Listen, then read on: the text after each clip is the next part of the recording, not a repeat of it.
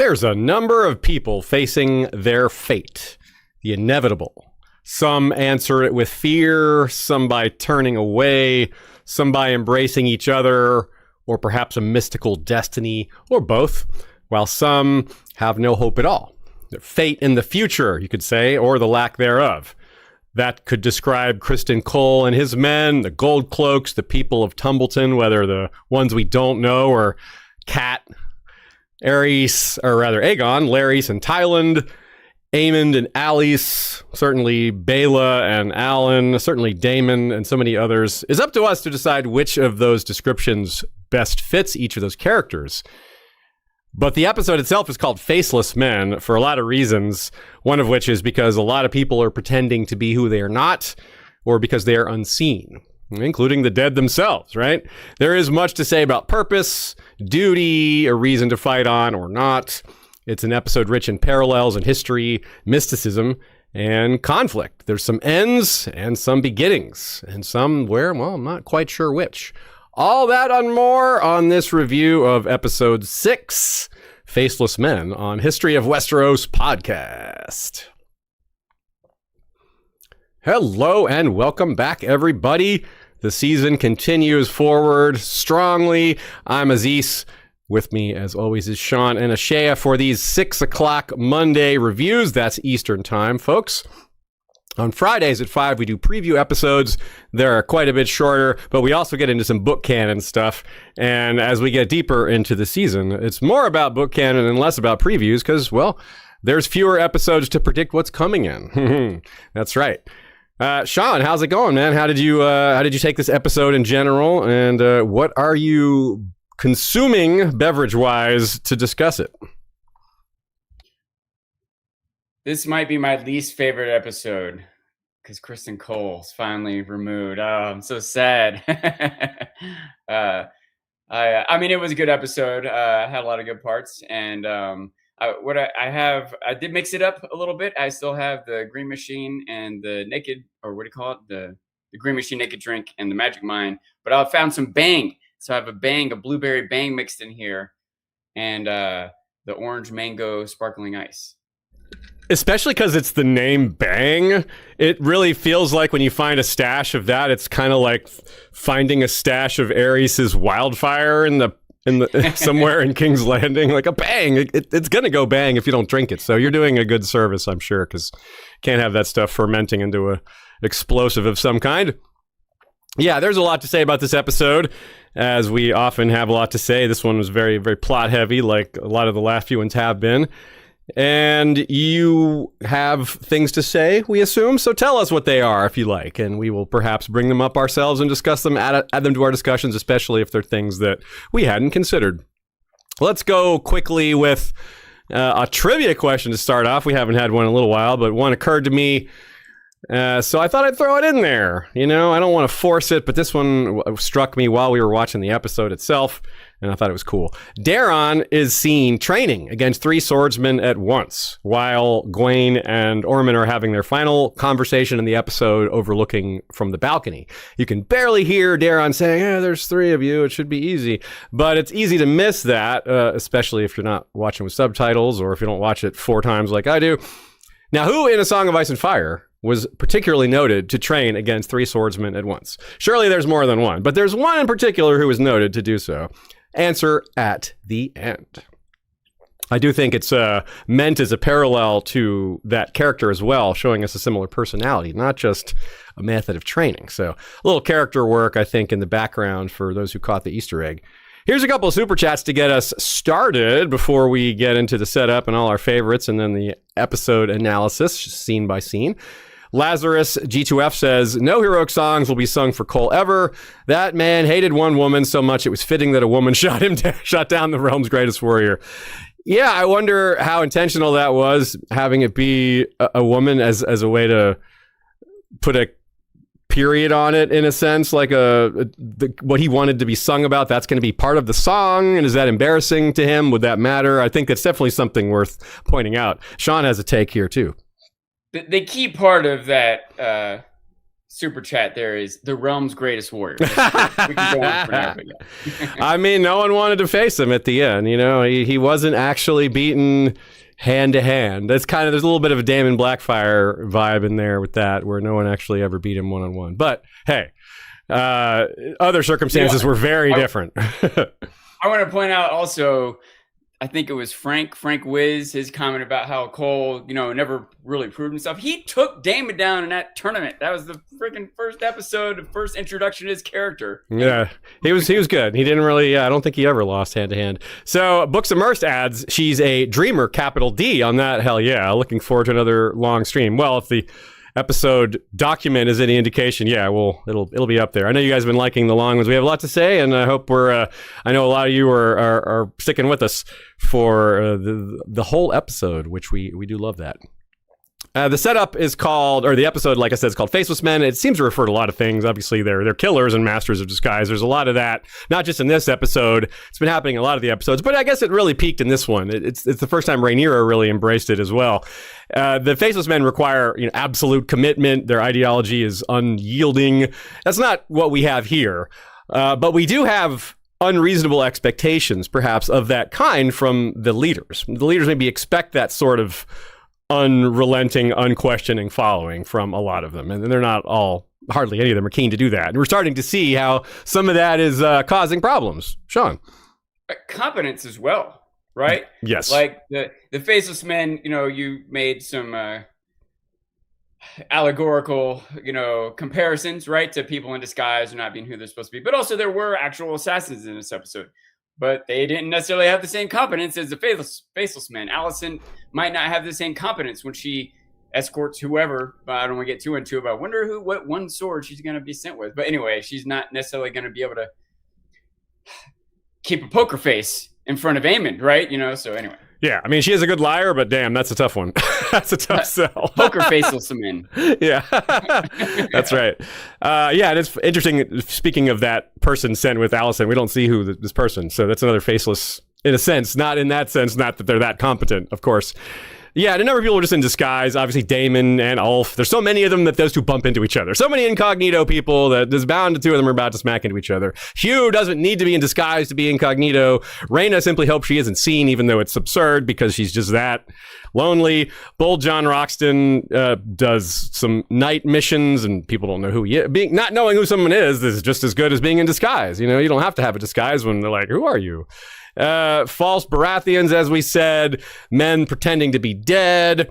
Alice telling Aemond he should pretend to be dead. Aegon's already been doing that. Like, is Aegon going to be mad that Aemond even pretended to be dead better than him? It's like he had a cool place to hole up and a girl while I had to go on the run with these guys. Anyway, Mazzari simply lies about what she knows. That's more like faceless in terms of being two-faced, but she does the murder thing. So yeah. And also we have Dick Pepper and Dick Flood, two different Richard actors who met their end in this episode.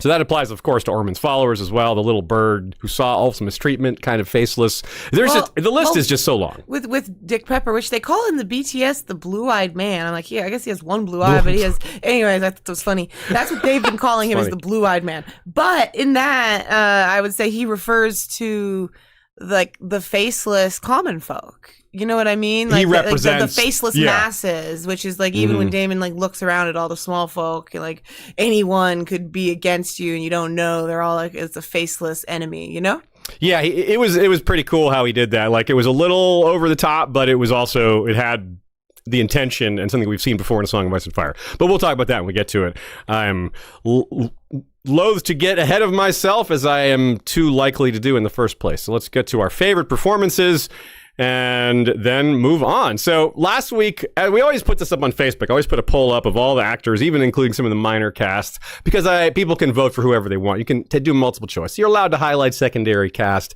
tertiary, people who only have one scene, whatever you want.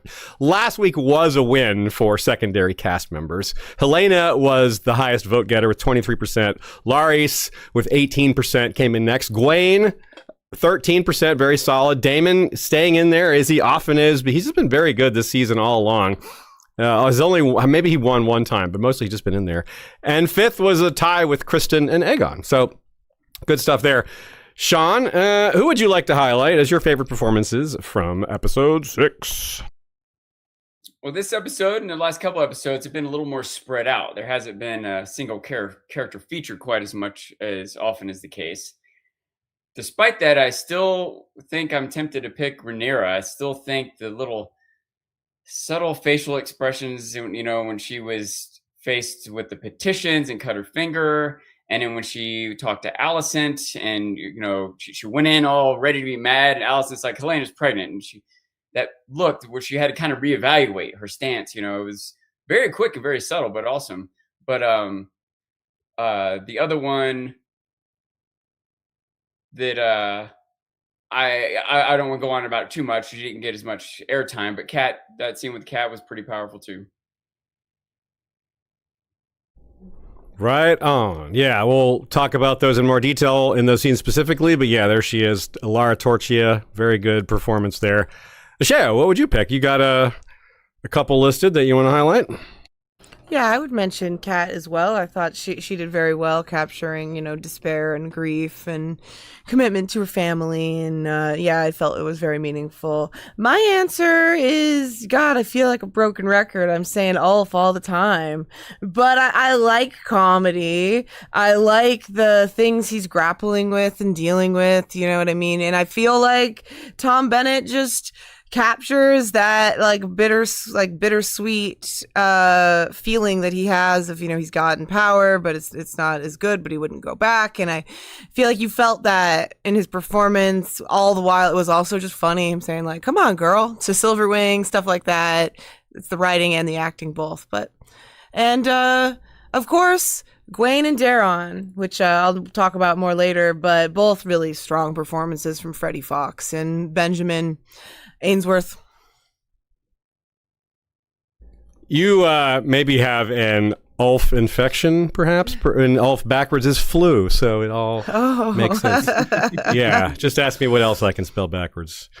And yeah, he has been great. He's also, as Ashay has pointed out, he gets extra points because he's pretty much the best follow on social media out of the cast. That's true. So funny. He's very funny and just seems really thrilled to be working on this. And yeah, that's a good point. I think he is. I've warmed to him even more since seeing his engagement. It's if you're only follow one person on social media from the whole cast, it should be Ulf.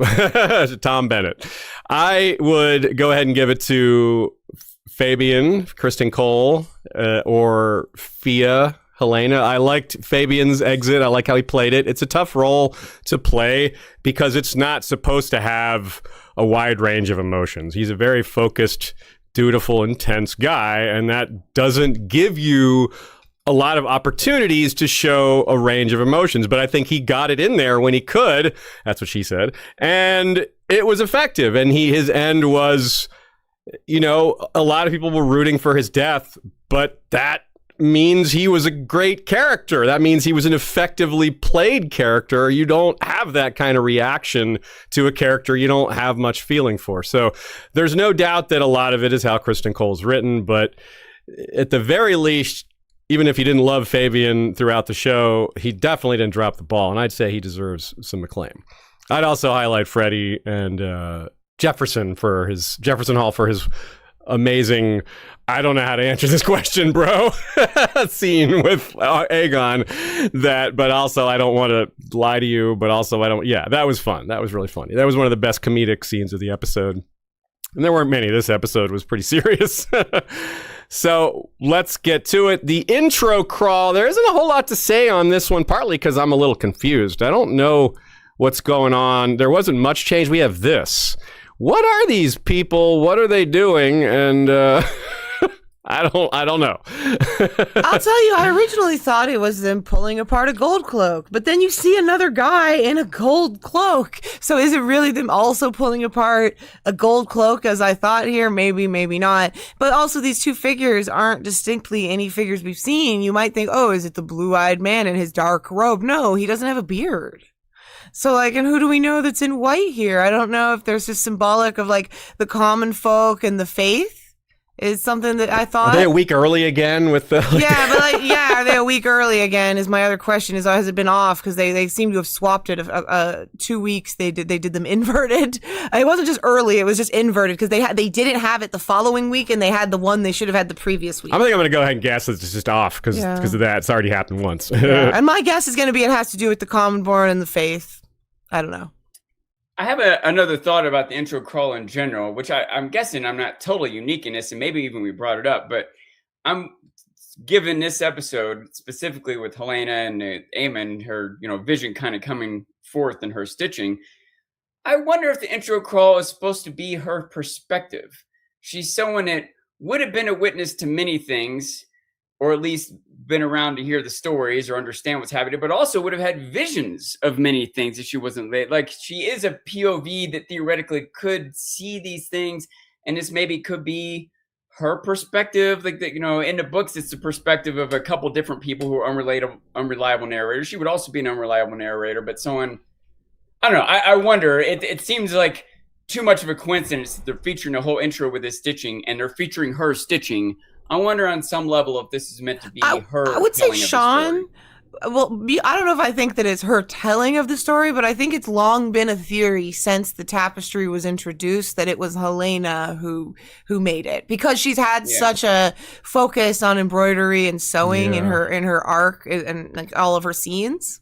I think the style doesn't match, though. I think from what we saw, the close-up of it doesn't really match the style, but that's not definitive. I'm no expert. Anyway, it's a great theory. I love the theory in general.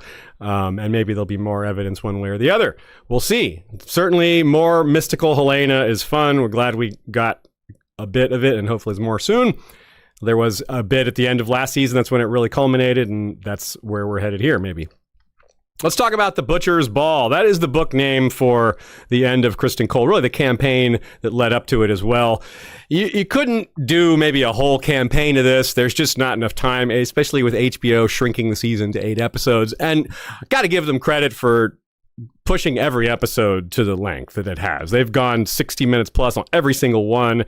And, some things you got to blame them for. Sometimes you got to blame HBO for. That's pretty squarely on HBO, and they're still trying to push back as much as they can by really packing in as much as they can into each episode. So some things just got to get trimmed. In the book, this is stretched out a little more, but the final scene was, I thought, really worthy of the final scene in the book. Shea, you didn't give up hope on this scene even happening. I really kind of did. I was like, it doesn't seem like it's going to happen.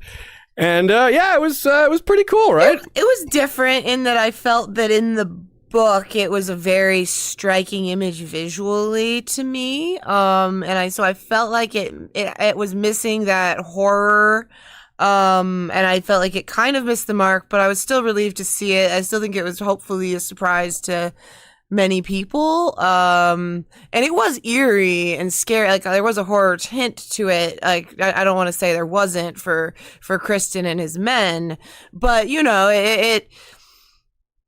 I found it lacking, but I didn't find his death lacking. I would say I feel that it's would have been better had we had more scenes with the Northerners and the Rivermen prior to this, and they would have been built up a little bit more. I feel that as well, and I've seen that online. A lot of people are like, "Who's this woman who shot him?" Like, there's been no setup for this for Black Alley, but we'll get into that more later. Yeah, have they even said her name on screen? No, definitely not. No. Yeah, you're right. It definitely didn't really have the horror elements at all. It was more just a surprise rather than, it's more gross than horrific. There's no skeletons, and the bodies are definitely older, more rotted in the book version. And yeah, so they definitely didn't have that aspect to it at all.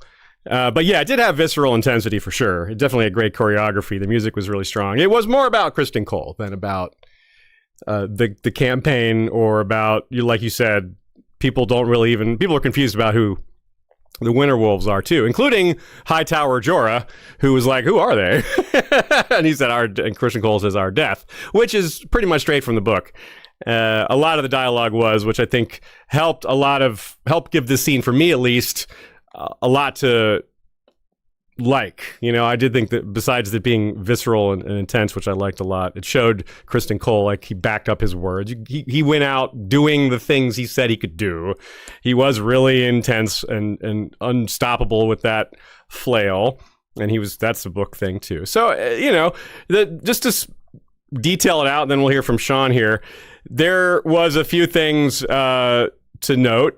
They found something strange, Hightower Jorah says. By the way, I've been calling this guy Hightower Jorah all along, and I never at once pointed out that Jorah's first wife was a Hightower, which is just kind of a completely random, unintentional thing, but hey. Anyway, so he says we found one of Tully's camp, but there's something strange. I'm pretty sure every book reader was like, something strange, you say? We knew what we were getting. We just didn't know exactly what it would be. We knew there would be dead bodies. We didn't know, other details. And yes, it was, besides it being a trap. There was even a young dude carrying Kristen's shield. It has this, this thing, maybe the shield that Kristen was painting back in episode 1 of this season. That guy got stabbed right away. The trap wasn't enough because Kristen and his guys were good enough to fight their way out of it. But of course, it drew the rest of the army nearby who were waiting. Presumably there was maybe a couple of these traps set for them, and they didn't know which one they'd run into. Anyway, it's important for him to show who he is, I think, especially for TV audiences. He didn't have enough times, perhaps, especially recently, to demonstrate his skill in this way. And he's been such an important character that they wanted to give him that before the end. Like, the two guys didn't face him. They refused to fight him. That meant something. Even the guy who's all fired up, Rowdy the Ruin, about going out blade in hand, he's like, well, but not against you. It's not exactly brave to challenge a teenager and an old man like that. So it's a little heftier, that line in the book as well. Nevertheless, he's fearless, knows what's going to happen, and still tries to ask for his men's lives, not his own. He's still a leader till the end. He's still brave till the end. And I thought the moment with the handkerchief was pretty touching, especially because I'm a sucker for the kind of music that plays during that. It's not triumphant music. It's also not the music of a villain dying. It's just the music of the last stand of a major character, and moving on. The show moves on now because this guy's gone. There is a lot to say. I mean, this is very intentional, too, the way he's killed. There's a lot of ways to interpret it. The fact that you have a nameless woman that a lot of us know who she is from the books and know just how important or not important she is in the long run. But yes, it's a very patriarchal society, so some people are going to look at it as embarrassing that he was shot down by a woman. That's not in the book. It's not the same same thing. It's a couple of men that shoot him down, but they're also kind of nameless, and that's a similar point. It's also something to compare with the book, with the Song of Ice and Fire, that is, not Fire and Blood. When Jaime Lannister has a war council to decide how to deal with Riverrun and the fact that Blackfish is a big problem because his leadership means so much to their defense overall. The phrase suggests try to shoot him with poison. And a lot of the other knights, even the guys who are against the Tullys, who, in general, not just his normal bannermen that are forced to follow the Lannisters, are like, no, this soldier is worthy of an honorable death. That is not what we see here. That is the opposite of what we get here. Cole is not regarded the way Blackfish is. He's not the kingmaker. Blackfish is respected. Kristen Cole is not, because he is perceived as someone who started the Civil War. Blackfish is someone who served alongside multiple people and made their war efforts better. That's what Kristen Cole, had he done that, maybe been remembered more fondly. Anyway, a couple lines were cut from the book, but the "as you will it," and will that be enough to make a fight of it? And perhaps the best line of all, coming from Oscar Tully, I made a promise to the dead, Cole, to build a sept out of traitors' bones. I don't have near enough bones yet. Pretty good. It's pretty good. So yeah, I've never been prouder to be an Oscar Tully cosplayer. That's my boy right there. No, he was great. I want to also say that I really liked the beat that when Kristen gets shot, and he dies, you see that Roddy cheers, right? Like, he's just like happy. But look, like, Oscar is not, cheering at all, which I kind of liked as a trait. I don't like the idea of people necessarily being so exuberant like that at something so dark. And I also respected that. I didn't notice Oscar there. That's a great catch. So, Sean, give us your take on this scene. Well, we often talk about our favorite scene, this time I'll say my least favorite scene. And not so much because of how it was executed. I just hate to see Kristen go down. And I also want to point out, clarify maybe, I kind of champion him, but it's a little more so that I want to even out the perception that I have that Kristen is such a villain and Daemon is such a hero. I think they're both villains, but I end up defending him because it seems so universally that people dislike him, whereas they like other people who I think are worse. So I try to find a balance there. But and I do think the show, I'm presuming the show presents him better than the book does. And certainly toward the end of his arc here, they're trying to show him as, I'm going to say, a tragic hero. Whatever mistakes he's made, he's still trying to maintain his honor and his integrity and his courage and whatever else. And we've had discussions in the past about how competence often causes you to like a character, even if you shouldn't. A couple little nitpicks.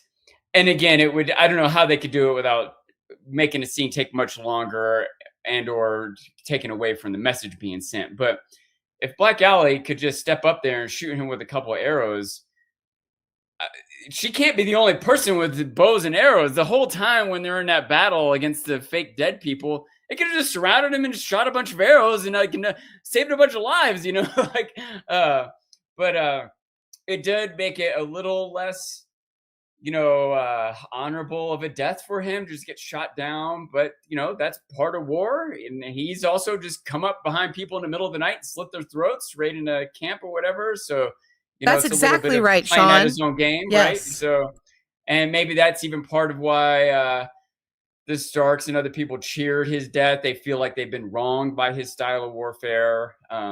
Maybe also why he doesn't go down in history is quite as heroic a warrior, because he was resorting to the same thing that other people that we think of as heroes have resorted to, but they were the winners, right? The American revolutionaries were doing this same kind of thing, and the British couldn't believe what was happening to them, but the Americans won, and we remember them as heroes, right? So anyway, I do feel like you guys were talking a lot about how the sort of horror element was missing. And I hadn't read the book, so I don't have that expectation, but I definitely didn't feel it as being horrific. It seemed like they were trying to make it tense, if you will. And pretty quickly I surmised that, okay, they're not dead. They're going to jump up, there's some kind of ambush. This is some kind of trick. Obviously, like Rivermen dead. They can't figure out who killed them. They even talked earlier about how they wanted to return their men. Oscar wanted to bury the dead men.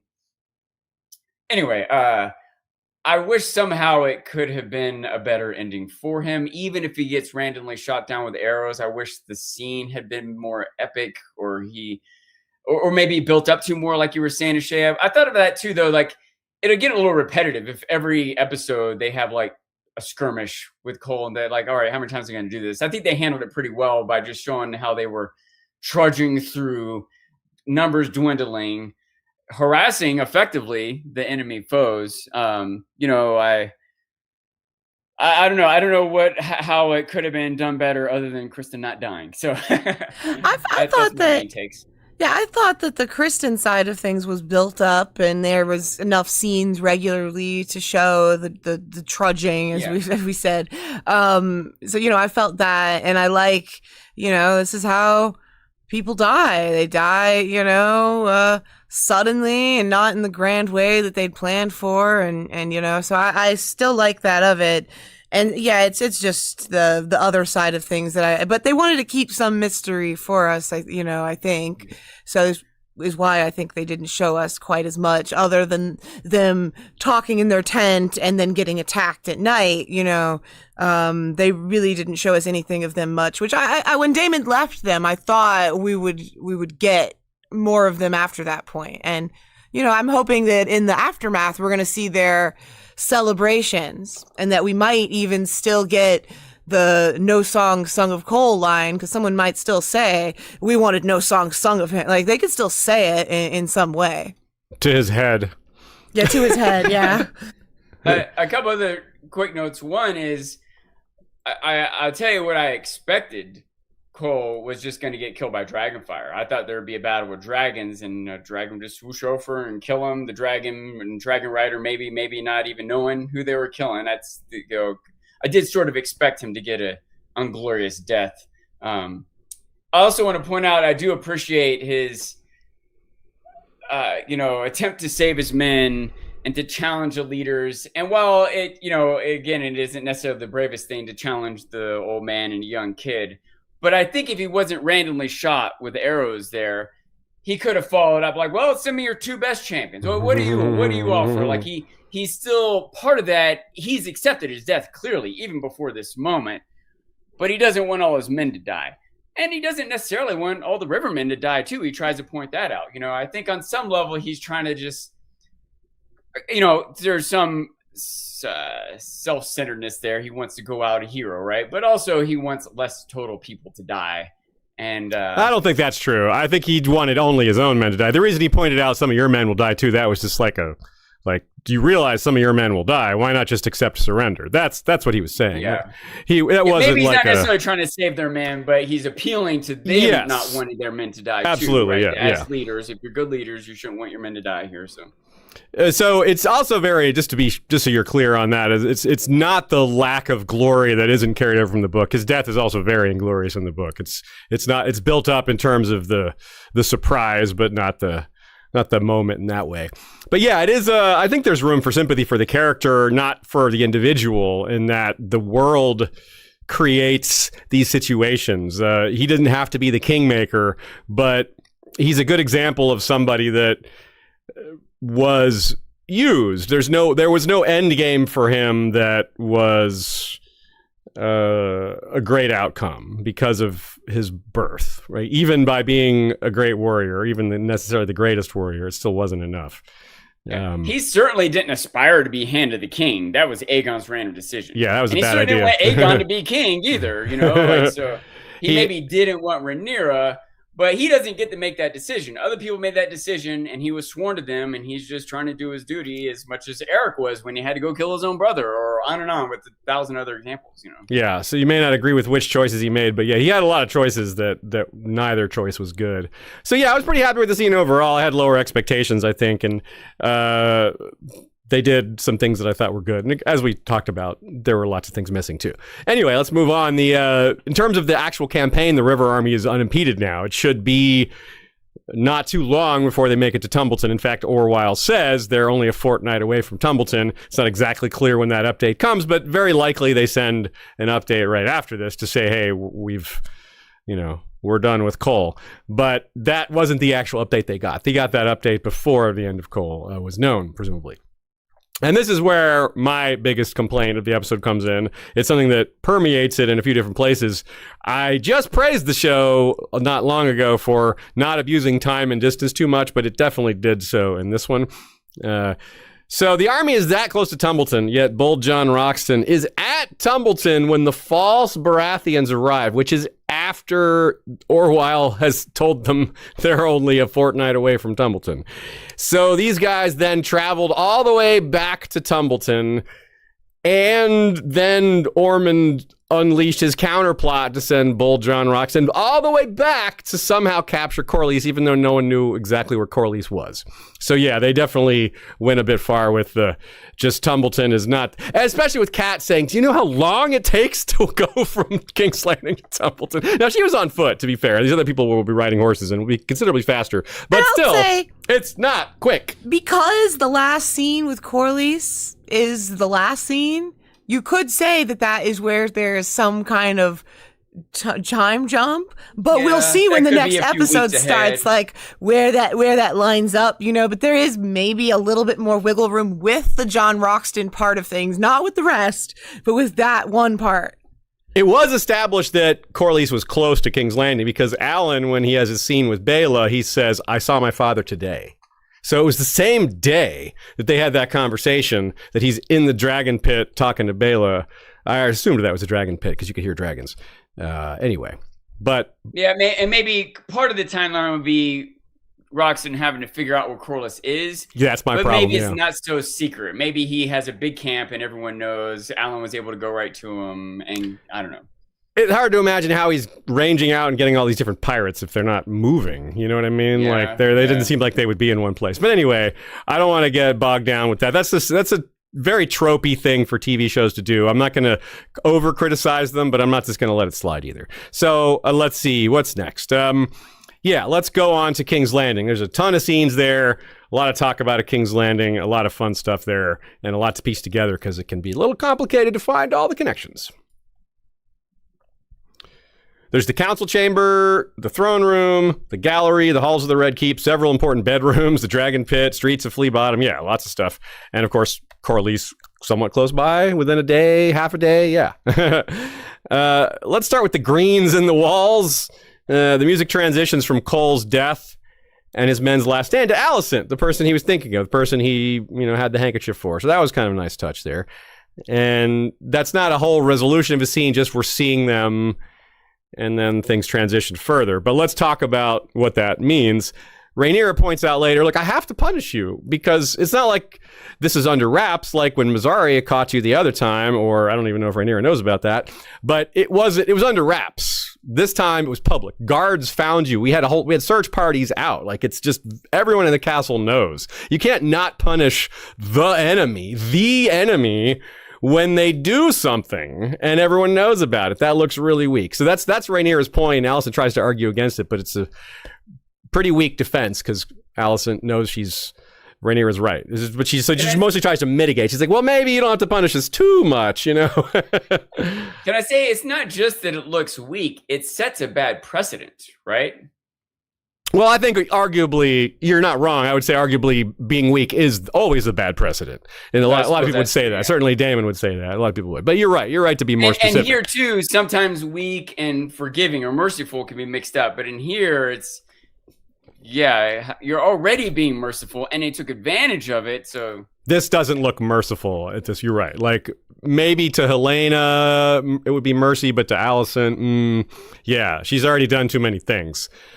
And so it doesn't seem like it is mercy to Helena. It seems like it's the cruelest thing Helena can imagine. I'm saying if it had been, you know what I mean? But but Helena has more leeway, is what I'm saying, because she has done less than Alicent has.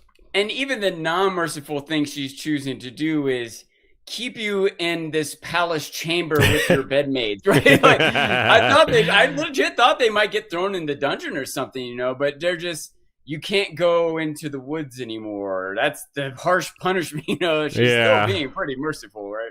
Now there's an interesting sort of dodge here. Like, Alicent basically says, you would have done it too. And Rhaenyra's like, well, I don't know about that, and Alicent says, you're going to have to kill this child if it's a boy. And Rhaenyra is kind of slightly outraged, but doesn't really say what she would. She's like, well, what would you do? She doesn't really say what she would do. She already was willing to send Daeron to the wall, but then that was before he was declared king. And she's like, no, now I have to kill him.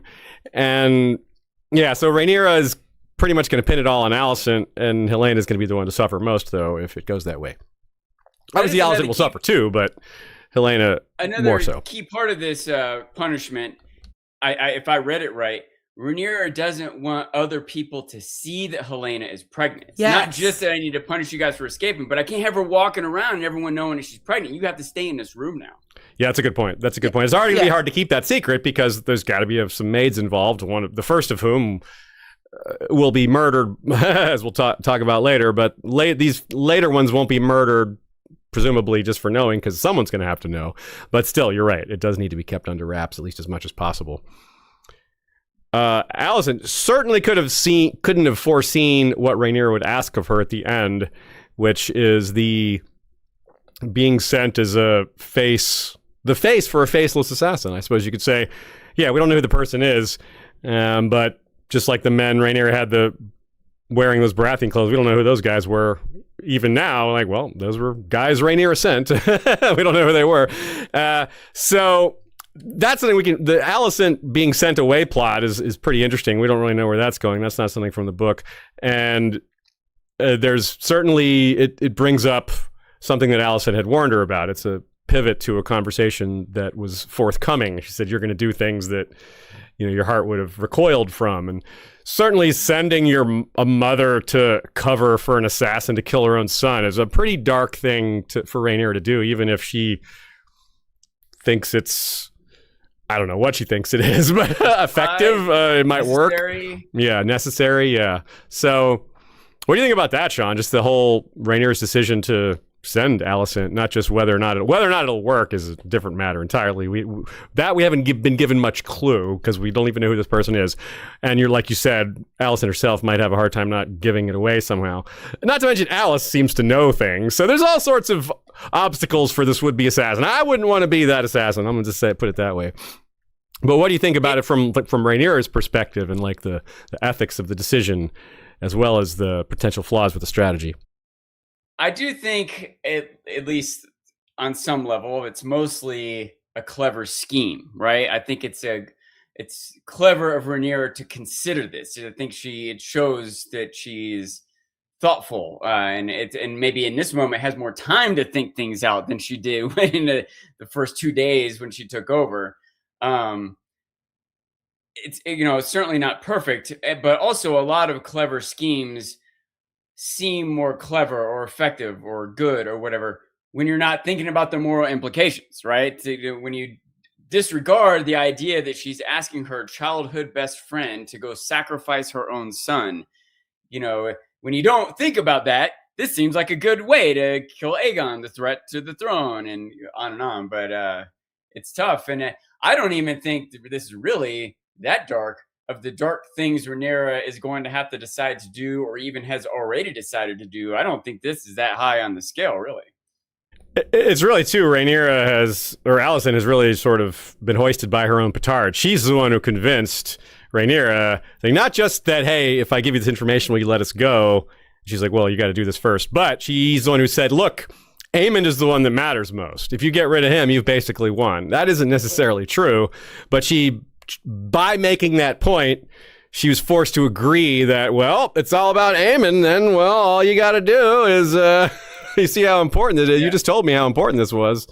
Yeah. That was part of going back to last season when when Alicent went to Rhaenyra and, had this idea, look, you can take the city without bloodshed. And Rhaenyra's like, no, I have to kill Aegon. You're still not seeing the reality of it. And Alicent kind of gave in. She said, you're right. I understand that is what you have to do. Fine, do it. She's already sort of conceded the idea that stopping the overall war and minimizing the violence is her priority, even if it means her son's own life. So now when Rhaenyra moves in that direction, it can't be that surprising to Alicent that that's what's happening. That's the thing you already conceded to. Even right? when it's the next son, yeah, because it was the true. It was true with Aegon, and now it's true with Aemond. Yeah, you're right. It's she both tried for a minute, to like, well, you killed my dad, and Rhaenyra's like, oh yeah, I didn't kill Aegon, but I killed your dad. But now I still want to kill Aegon and Aemond and Helaena. We'll see. By the way, I don't know if we were going to talk about this, but another read I have here is that Rhaenyra was very intrigued by the realization that Helaena was a dreamer. Alicent barely knew what she meant, right? I don't know if she even knew that Daenerys the dreamer was a person or how much stake she put in that, right? Yeah. But for Rhaenyra, this is like, whoa, this is like a big deal to her. And whether it's the, curiosity about the Song of Fire and Ice, or the intelligence she might gain by things that Helaena knows is going to happen, or visions of elsewhere, whatever. But I think that's at least part of what's going on here. And where she's like, Alice is like, I can't leave Helaena alone. And Rhaenyra's like, I'll take care of her. I'll spend as much time with her as possible and see what she knows. I think that's a piece of what's about to happen here. I'm so excited for that, Sean. When that seemed to be hinted at, I'm like, oh wow, Rhaenyra's gonna actually hang out with her sister. That's crazy. I know, because Rhaenyra and Aegon have never had a scene. Yeah, it's wild. It's crazy, right? So Rhaenyra and Helaena could now have one, just the two of them, maybe even multiple scenes. I totally agree with you, Sean. That's a great read. I think it's true. I think it was kind of funny. Alison's like, I know it sounds crazy, but she has these dreams like, oh, dreamer, you say. Like, she jumped on it like, oh, I know what that is. And Alison's like, oh, well, I thought this was going to be like the hard part, but like, you were all over that. Like, wait a minute. Maybe she might have to think about that a bit more. And she'll have plenty of time, I guess, on the way to Harrenhal. But yeah, I think you're right. Because I want to see Rhaenyra go look at all of Helena's stitchings now, right? Yeah. Like, never mind trying to find Otto's messages to Ormond or something. Go look at Helena's art. These are the more important ones. And you might argue, well, why does she need Alicent to be gone to talk to Helaena or to look at these things? Well, it's because if Alicent could and does coach Helena, tries to interfere and tells her to say this or not do that. And I think Rhaenyra just wants unfettered access with Alicent not there to whisper in her ear or even know what's going on. Also, she doesn't need her to be gone. She already wanted to send her off to get Aemon. This is just a byproduct, a convenient, something that makes the plan icing on the cake or whatever. Yeah, that's a good way to put it. Yeah, something that works out. Yeah, it works out really well. So let's move on to the small council. Daemon is increasingly angry, understandably so. It's up to 25 murders now. That's a lot. It reminds me of the Unsullied Guards getting murdered in Meereen in Song of Ice and Fire. It's definitely an insurgency. He's jealous because that's competing with his body count. Good point. You can't kill more people than me. They think they are. I think they are. He's going to go out there, like I said, face the Hightower army all by himself. Yeah, it's definitely an insurgency tactic used in a variety of settings, real or fictional. You know, you murder the law enforcement people, the security, and those are the people who are most supposed to protect you. And they are not functional, or when even they're afraid, it makes everybody else afraid. So it's very effective if you can pull it off. And right now, they're definitely pulling it off. But of course, Daemon's solution keeps coming back to the same thing, and everybody rejects it. Lady Sabitha and Manderly have some great lines. She says, "A beast well known for its delicacy and precision." And Manderly says, "Ah, yes, what a wonder. With pure magic, it can discern who is blameless and who is deserving," as the cup flies towards him. Now, Daemon wasn't like trying to hit him, obviously, because he would have if he meant to. Daemon is just obviously really, really talented. The guy's like 5 feet away. He's just trying to get him to shut up. He's annoyed. He realizes that everyone's against him, but he still keeps pushing. Mazzari is already against him, and even Alan's against him. He makes the comment about, "I'll hear no more from those whose biggest battles are from their own indigestion." But then Alan, who obviously has fought in plenty of battles, comes to the same conclusion. He still argues like, what cost is waiting? You know, yes, that'll work, but waiting is blah, blah. He's so mad. And he just blurts out the prophecy. Like, that was, it kind of went on. I wish they put the camera on Manderly and Frey, because they probably like looked at each other. Orwell keeps a poker face, though. He's the only other guy on screen. He leans forward, though. He does lean forward. He does lean forward, but his face doesn't like go like, what now? But he does lean forward. Yeah. He like, wait, what now? He seems like he's listening more intensely at this part. And not only does... I wish we'd seen Rhaenyra's face a little better. Like, hey, shut up, dude. The quiet part out loud. Yeah, like, it's one thing that he doesn't just bring it up. He says, anything you do is justified. Like, wait, what now? Wait, two things. Justifying anything? That would perk up Orwell or anyone. Yeah, like, 2 points of order here. What prophecy and what exactly? Yeah, like, that's pretty big. So I do think and hope there's follow-up to this. We didn't get it in this episode, obviously, but yeah, I think they were maybe delaying that for audience benefit, because it's like, wait. That was definitely a moment of but they stay on topic, which is burning Tumbleton or not. And Rhaenyra is like, yeah, we're not going to play into Ormond's hands. He means to show the realm I cannot govern my own seat. It's like, if I do this, that'll prove his point. You know, yes, he'll die, but it'll still undermine my rule. And so she turns to subterfuge, basically pay him back in his own coin. Well, she hasn't had any minted, but, you know, that's not what I meant. Daemon immediately is like, oh, yeah, you're sending me? All right, then. But no, of course, that's not what's happening. She's like, oh, not you. Kind of like the way she speaks to one of her children. Kind of like the way she told Ulf he can't be dubbed Targaryen. She says, no. Yeah, oh, no, not you. Definitely not. Yeah, the most effective assassin has a plain face, she says, when he says, I will have satisfaction. And he's like, all right, that's fair. He's like, you're going to get your thing. You're going to get to do it. But, you know, go get these guys in the city still. Finish that thing. You said that was your primary job. So do it. And he's like, all right, good point. But he still can't let go of the cosplay idea. It was put in his mind that he was going to get to dress up and be somebody else. So he's like, well, I'm still using that idea. And he comes up with a reasonable way to make use of it, even though it doesn't really amount to much. In fact, it most certainly will end up backfiring. But before we get to that scene, he rejects help. He walks out, he storms out and rejects the help of the Velaryon men, and that's before he has a slew of resignations, which we'll also talk about separately. Apparently, Rhaenyra just accepts those men anyway. She doesn't need Daemon's permission, obviously. She's like, he said no, but they don't have to be working with the gold cloaks. We need them. We could use them for other things. So yeah, bring those 60 men around here. And Corlys was going to bring more, as we'll see at the end. in that scene, he had basically announced he was going to bring his swords back to the city, but all those guys got killed, it looks like. So, so much for that. But we'll talk about that in due time as well. Let's move on. Unless either of you have final thoughts on the small council scene, we'll move on to this conspiracy of stags. One little thing I want to point out that a lot of Daemon's own arguments are being used against him. Remember earlier when he came back with the random shepherd's heads claiming that it was Sheepstealer's rider, and Rhaenyra was upset. I wanted to interrogate him. It's like, well, dragons aren't that precise. And so now here's Tabitha and Torrhen saying the same thing. And also, I was surprised at the level of insolence that they were willing to have against Daemon there. Like, even if they are right, and even if Daemon is maybe, on his own in this argument, they were still the first to speak. They said that before they knew Alan was on their side. And it was still quite sarcastic after Daemon's warning of, I'm the clever one here. It was pretty bold of them. Well, I think they knew Rhaenyra's position pretty clearly, too. They were, stating their opinion that they already knew that was the Queen's opinion. Plus, they knew Mazzaria would back them, too. But you're right. They were... Also, I think they emboldened each other. I think it's the combination of knowing that there's other people in the room that will support your argument. And one of them is sitting right next to you because you've been buddy-buddy from the moment you've sat down. Those two. Yeah, I want to see more of them. They're definitely, as I said before, the Statler and Waldorf. I find it such a council so far. I find it such a hilarious pairing because of, the Frey pies of it all later, the Manderley Frey connection. It's just really funny to see these early Freys and Manderleys, although Sabitha is only a Frey by marriage. She's a Viper and not a born blood Frey. But anyways, of funny bedfellows, in other words. That's a good point. Yeah, the Baratheons come, the conspiracy of stags.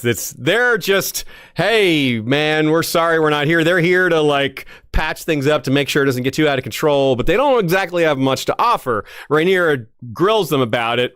Where's Lord Boros?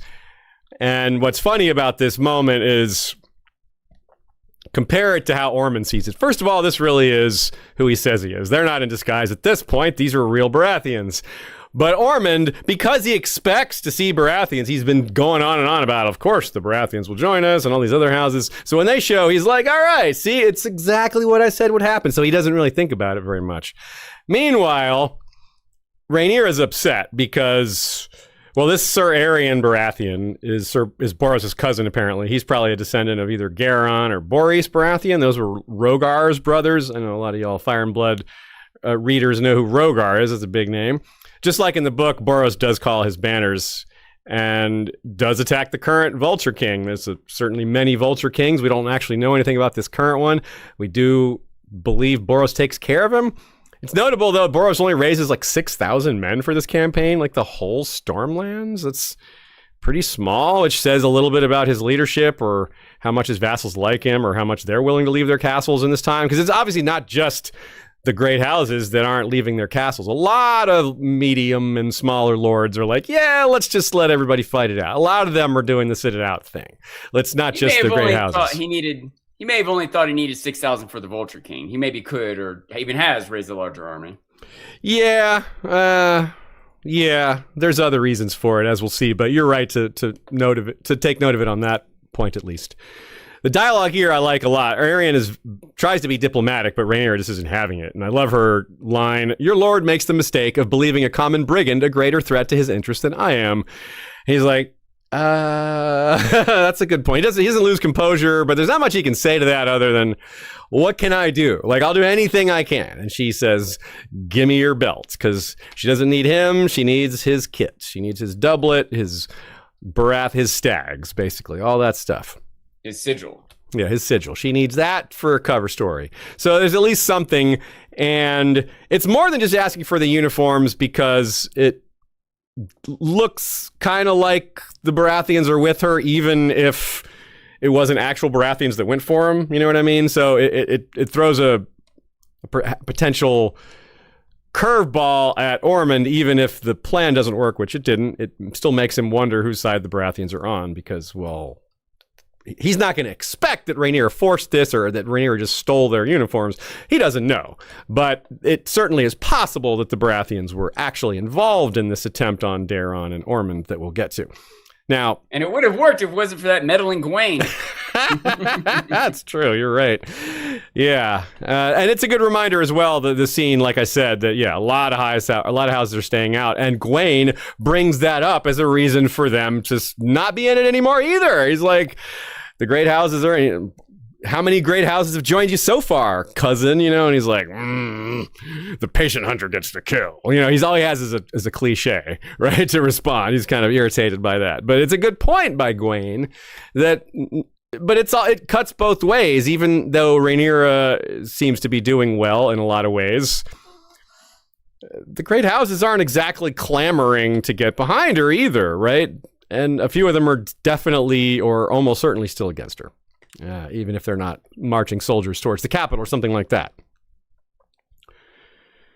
Let's talk about gold gives way to green, which is what's happening to the gold cloaks. The greens are beating them. They're winning this war in the city streets. Daemon's men come upon him pondering their graffiti, and he's got a real thoughtful look. He's like, what am I going to do about this? And he kind of at first expects that they're of a mind with him, that, we're going to get these guys. Let's get them. But they're just done. They're not done. They're not mad. In fact, they're anything but. They're definitely ashamed. They all explicitly, as Ashay has got on screen here, have their heads down. They're embarrassed. They really don't want to do it. And Daemon knows that. He tries to push them knowing that. He sees their posture, knows the kind of people they are, knows that this is his chance to win them back, to get one more push out of them. But it's not enough. It's not enough. They think that they're giving up on their families, which is the one thing they won't do. Even when Daemon points out that by giving up on the gold cloaks, their families are going to be in danger, which is maybe an exaggeration, but there's some truth to it. And I like that Daemon he's genuinely sad here too. He's beaten. Like Rhaenyra was like, oh, she taunted him with it as a way to get him going. But then at this point, he's pretty much lost. He hasn't got an answer. He doesn't come through later in the episode with any clarity. As we said, he probably made things worse. Yeah, he doesn't know what to do. And I think Matt Smith played it pretty well here in terms of showing his how a man who defeats most of his problems by burning them or slashing them or convincing them through rah-rah speeches, all of which he's really good at. None of those are working here. He's got a tough challenge here when his men aren't being paid, right? Like whatever might have worked or didn't work. If they were getting paid, his speech they might not even be here in the first place. And if they were, he might be able to convince them. The promise of future money doesn't help when they're broke right now. And additionally, they're not going to win a debate with Daemon, but the fact is their families might be in danger now because they're gold cloaks, right? So far, the gold cloaks are being targeted. How long before the families get targeted? And when they're out doing gold cloak stuff, protecting, like a neighborhood or a street or a wall, who's protecting their family? They would rather be home with their family protecting them. Like Daemon's point could be used against them. Again, they're not going to, if they bring that up, it's not going to work. Daemon won't be like, oh, you're right, go ahead and quit. There's no point in making that argument, but he's given an impossible task here. And also, once again, I don't know what he could have, should have done, but he is using fear now, and which he's done before as leadership. When he had the sworn sword, the Kingsguard that were with him at Dragonstone, instead of inspiring them with leadership and hope for the future and how great the queen is and the promise of Viserys, he's like, look, my dragon's gonna burn you to death if you don't follow me. Like, dude, we're already following you. Like, he is quick to go to fear as a leadership style, which doesn't work. I had a question. Is like, how much do we think the salary is that would keep them on? And can't Daemon sell some stuff? Come on, man. Hustle. Make some money on your own. Liquidate some assets and just pay your men.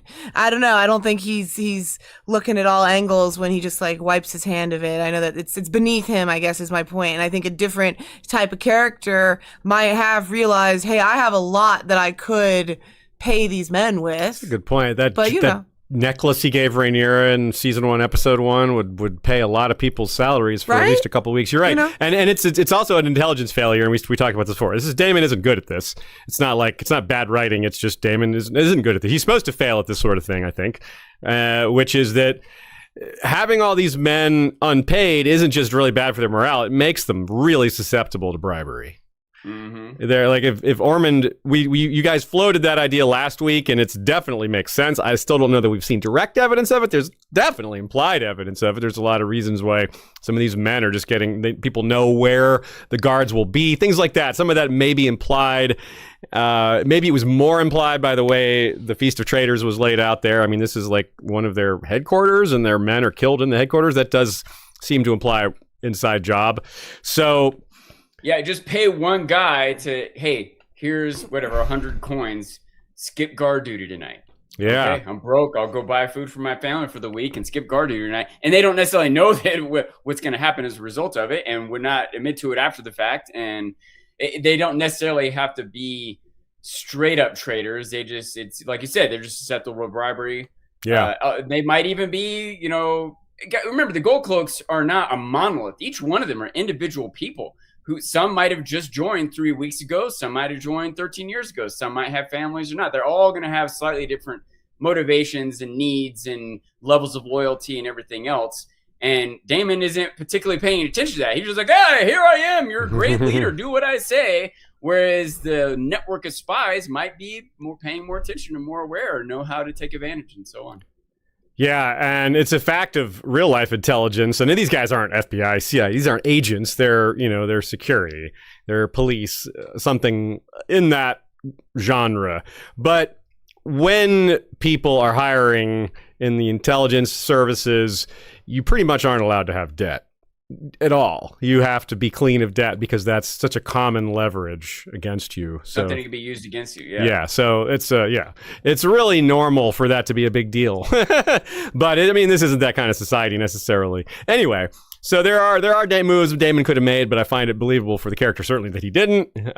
Certainly the way he handled this next scene is also very believable for him. He just tries to stab the problem, threaten it. Going undercover was pretty clever, but he isn't able to make the most of it, shall we say. It's, as we said, probably counterproductive. He wants to get attacked. He walks around by himself, and that's a good way to do it. Maybe if someone was more suspicious, they would have been, that's too suspicious. Now they haven't been walking around in individuals anymore. What's that guy doing? But people have to walk home and things like that. They'll be by themselves sometimes. So yeah, Richard Pepper, heterochromia, Hightower guy, blue eye guy, they call him, you said? He wasn't. Everyone just kept saying the blue-eyed man, the blue-eyed man. I'm like, I guess, yeah, he has one blue eye, but he also has one other colored eye. Let's call him the blue eye man. Just yeah, the one, blue eye man. So he follows Daemon. Daemon sees him following. This is one of the weaknesses of the visual medium. It's really hard to show just how many guys there are. So you have to have this guy come out and say it, which is, yeah, that's tell not show. But again, this is hard to show. That's why there's only one little bird and like a house full of people, but it's not important to show all these people. It's just important to just show that there is a full house full of people doing this. So he's explaining some things that we've kind of already seen, but more importantly, he's threatening Daemon with it. And that's, I think, what's more important, because we kind of, as the audience, know a lot of these things, but we maybe don't know just how deep Daemon realizes he is, and how Rhaenyra doesn't necessarily realize this either. And the line he says, the more you strike us, the more you only drive more to our cause, and you'll never make us embrace her. That really deflates Daemon and angers him, because he's like, yeah, he says, well, she didn't do anything to you, and he's like, doesn't matter. We hate her. Whether that actually represents a huge amount of people's opinions or not, he's willing to consider it and maybe believe it. And then he just follows it up by punching Ulf. Like he just said, the more you strike us, the more you drive more to our cause. And then he immediately pummels Ulf and threatens to gouge his eyes out. Now, I don't think it actually matters that this happened in front of a whole bunch of people, because I think most people don't know who the hell either of them are. But it definitely matters that little bird saw. It might matter that other people did too, but it mostly matters that the spy saw and immediately runs off to talk, which is our signal that she's going to tell her bosses what she saw. So that's ominous. I was very on someone.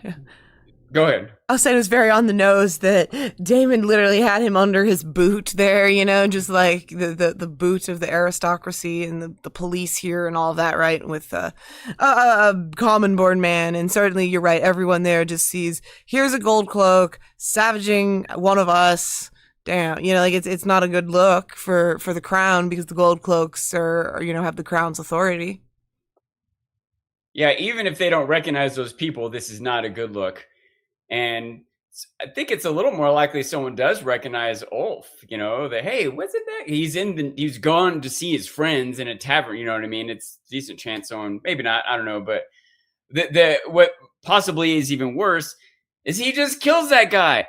He doesn't take him for interrogation. He doesn't even search his body. What if that guy had a bag of Darren coins that he could melt down and pay the city guard with? Like, it was such a huge miss to just stab him in the ear and walk off. Like, I think I agree with you not killing him, but searching him, he's trying not to be seen having done it. That makes sense to me. Like, he's a murdering guy who's also robbing the body. You know what I mean? So, but I agree. I mean, this is the same. You pointed it out, and you were right. Like, he shouldn't have killed that other guy. But this is him doing the same thing. He's making the same mistake, which is, it was dumb, but it's what he does. It's consistent. He's more motivated by personal vengeance, his immediate emotions and personal vengeance than any big picture, or like ostensibly. It's not to say he's not loyal to Rhaenyra, but it doesn't guide him. Does that make sense? It's not something that's prominent in his mind, at least not enough for his temporary emotions and quest for vengeance and power and conquer Essos, all these other things overcome him way more quickly than what would Rhaenyra want me to do here? What would be better for my investigation here? What is this going to look like to the people? Well, those things just aren't part of his mind, Overall, I think it's a clever plot because Daemon doesn't have as much a stake in the book of things that are going wrong in the city. And he does have this tie to the City Watch. And when he speaks to what happens early on, he's like, you remember how bad the city used to be before you guys? He's like, things may be bad, but it was worse. And maybe he's exaggerating a little bit, but there's some truth to that for sure, as there is with a lot of things he says. Maybe he's exaggerating, but there's definitely some truth to that. And it's having him involved in something that he got started, him having a stake in the Gold Cloaks when they're faced with the kind of problem that he is not equipped to handle. Yeah, it's fitting, especially the way it parallels how Rhaenyra also just handles some of her problems really poorly in this episode as well, which we'll get to. Let me say real quick, I'm not complaining about the writing here, right? I don't think that this is bad writing. I'm frustrated with Daemon's character. This is yeah, right on. Good clarification. Yeah, I got that from you for sure. You that's how you're always clear when you want to criticize the writing. But yeah, it's Daemon. Daemon always frustrates you for good reason. Okay, heir to the throne. Something Daemon used to be many years ago. He's over that much at least, even though he wields a lot of power. Rhaenyra again goes to her son at night when he's asleep. So this happens a second time. It's getting worse. Like, as I was pointing out, time has passed, y'all. And it doesn't seem like she's seen him at all. Like, I don't know how much time has passed, but it's got to be it's a while, right? He must be pretty eager to see her, hurt and confused that she hasn't. And she's probably, as we guessed before, but it's getting worse. Some of the problems that she's unable to deal with, she kind of just glosses over or tends to turn a blind eye to. This one's a lot more personal than the problems of a lot of the peasants, for example, or just about anything else. But I don't know. I go back and forth and consider both options, and it can be both. Does she really want to bring Joffrey into this? I mean, can it be helped? Is there a way to not do that? Is that maybe what she's thinking? It's not the same as Jace. Jace was born to be the heir, raised to be the heir. That was his path. Joffrey is now put on a path that he wasn't supposed to be originally, and it wasn't just one death, it was two that put him in that place. But every day that passes, he's even more unprepared for the role that he is now in, whether anyone likes it or not. Also, you put here, Aziz, that you thought he hasn't seen him while he's awake, that she hasn't seen him while he's awake. My take was that she has, but that she hasn't had any of the important conversation with him. Just what I thought of it, and that most of her time she just goes and see him. But that's possible, yeah. I think that. But I also liked the placement of this because she goes right after sending Alicent to kill. To be part of Aemond being killed, Alicent sending a mother to be part of her son's death, the man who killed her other son, who was to blame for his death. So it's all a lot that she's probably extra thinking about right there regarding Aemond and Alicent and Luke and all that. I had a similar take of Shay, that I don't think she's literally not witnessed him awake or spoken to him at all, but the things that need to be addressed with him have not been addressed. I think that I read this as a sort of a placeholder, that there's going to be a conversation, an issue, and they're just giving us one scene per episode just to remind us of this pending conflict. Yeah, I like the way you guys interpreted that. That might be a more reasonable way to see it. Weigh in with what you all think if you see it differently or want to add support to either side. A white worm leaves no footprints. Mysaria quickly asks Rhaenyra what Alicent told her, and she points out the pregnancy. Rhaenyra doesn't seem to have any issue with Mysaria not knowing. Emma's just so incredible. Their acting here was amazing. Just a nod and a turn really conveyed that, okay, I've considered that, and now I'm on to the next thing. Like, yeah, it doesn't speak well of her as a master of whispers as we discussed last week. You guys made a good point of that. Helena's womb is basically a national security risk, to put it kind of crudely but truthfully. But it's forgivable to Rhaenyra that she missed because the one who noticed first is Alicent. That makes sense. It's the mother she's sharing a room with. That's fair.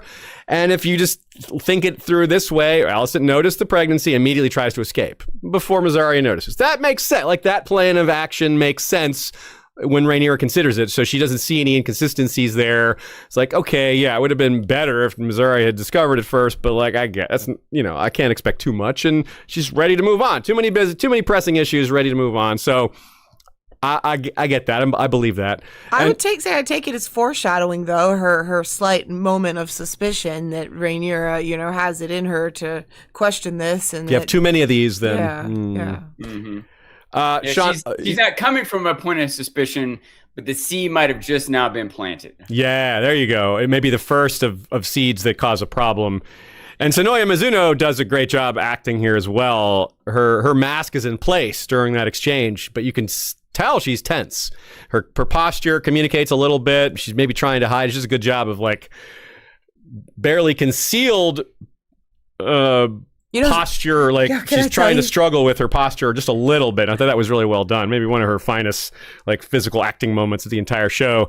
And then the moment they split apart, she kind of like, whew. Well, can I tell you, there's something else barely concealed here that would be affecting her posture. She's pregnant here. Oh, in real life? In real life, Snow, they had to film around this. You can kind of tell in her that is in ironic. Her outfit, it's more clear at a couple other angles. But yeah, anyways, I found that funny. That is funny. So then she orders a guard to kill the servant who can expose her. And, this guard, there's a very good chance this servant never would have exposed her, but Mysaria ain't taking any chances. That's very much in line with spy game, master whispers, master spies tropey type stuff. The thing is, even though it's a trope, a normal one, expected one, it's a realistic one, it's also one that you don't know where it's going. You don't know whether it's going to backfire, whether this person's going to continue to keep their tracks hidden. So that's what it's telling us, is that there are tracks to be hidden. Whether or not they are kept hidden well enough or at all, that is the big question, and that makes it interesting, I think. Another layer here is that Mysaria, probably not the first time in her life she's done this type of thing, but so far she's been sort of a champion of the people and the innocent, and doesn't like the idea, don't burn Tumbleton, we need to get bread for the poor people, not pay the soldiers. But here she is killing an innocent to protect herself, the same sort of thing Alicent has warned Rhaenyra about, like you're going to recoil from the things that you end up doing. Mysaria's doing it too. Some amount of corruption is occurring here, right? This is also stemmed from her not just being honest and loyal to Rhaenyra. If she just said, all right, Alicent's daughter's pregnant and they're trying to escape, she wouldn't have to kill this random servant now, but to protect her own position for, selfish reasons, she's having someone killed that's not deserving. I don't know how much of that's intended in this plot line or thematic element, but it is happening. Is this girl more or less of a liar because she presumably accepted this from Alicent and then went tattling to Mysaria? And then Mysaria turns on her. If that's the read, does that make her loyal or traitor? She's like, well, this girl I was already going to have her killed because she took that bribe. Yeah, so now I'm going to I'm going to use her for something else before I kill her. Yeah, that's pretty ruthless, but also consistent with how the spy game is played, I suppose. Let's talk about the throne room scene where Rhaenyra's very frustrating leadership, in quotes, is displaying this one. Not so good. Great scene, not great leadership. This scene is also important to note how this scene transitions. We're going to talk about the scene it transitions away from later, which is Aemond and Alice talking about having heirs and having dragon prince babies, and it transitions away to the sound of a baby crying in the throne room, which is like, oh, that was cool, very cool. If you didn't catch that, well, we're telling you now, it was really neat. Yeah. You mentioned one good segue earlier, going from Kristen Cole with Alicent's kerchief to Alicent. Then there's one here. There's gonna be another one I'm gonna bring up also. This episode is really good at the editing. I agree. Yeah. In terms of, despite my complaints about the time and space stuff, in terms of like just looking at it as an episode individually, yeah, it had some really cool, unique aspects to it in that sense, especially. So the problem here, there's several problems. One of them is a repeat of a previous problem, the tallow. It's brought up like it was in the first episode or the third episode. And I like that. It's appropriate because it's a way to show it's still a problem. It's getting worse. She hasn't been able to solve this. It's not meant to be repetitive. It's meant to say, bro, it's help. You still aren't helping us. And she stops trying to make promises. She just says, to the one guy about the tallow, she says, let me redirect your call to Sir Manderley over here. The woman who says one of our girls was taken, which is a very polite way to put what really happened to her. And Rhaenyra just says the thoughts and prayers, and without even really the thoughts, it was just the prayers, honestly. And the Septa's kind of stunned. She's like, that's all you're going to say? And then before she can say anything, even if she was going to, a man steps forward and is like, yeah, we get it. It's the Hightower's fault. We all believe you. That doesn't mean that doesn't change the fact that it's your job to protect us. That is still true. No matter what attack is coming at us, no matter for what reason, you got to stop it. You got to protect us. And he's right. They made it about as straightforward as it can be. That's the feudal system. We bow to you. We pay you taxes. You keep us alive. And hard for her to argue against that too. Hard for her, even though that was a little bit, bold to dare to say that to the queen. What's she supposed to say? No, I'm not. I'm not supposed to take, how does she rebut that, Yeah, absolutely. What is she supposed to say? So she she does what she can, I suppose, which is walk away. But before she walks away, she cuts herself, which is, that's symbolic. That's not good, right? Well, that's why she walks away, right? She doesn't want anyone to notice what's happened. And she hustles. Like, it happens, and she very carefully hides it and leaves quickly. Yeah. So it is. Yeah. So it isn't just losing patience. It's also not wanting people to see that because she doesn't want them to see the symbolic rejection. She doesn't want it to take it that way. I'm not sure that she was able to hide it. And it's interesting too how she looked away at the statues, and then they have this amazing overhead shot that Ashay She looked at her father. She looked at Viserys with the Inaugurion with his Valyria model there. Particularly looked at him. You're right. That's very telling. And what would her father do? I guess is what he's thinking in that moment, or what she's thinking in that moment.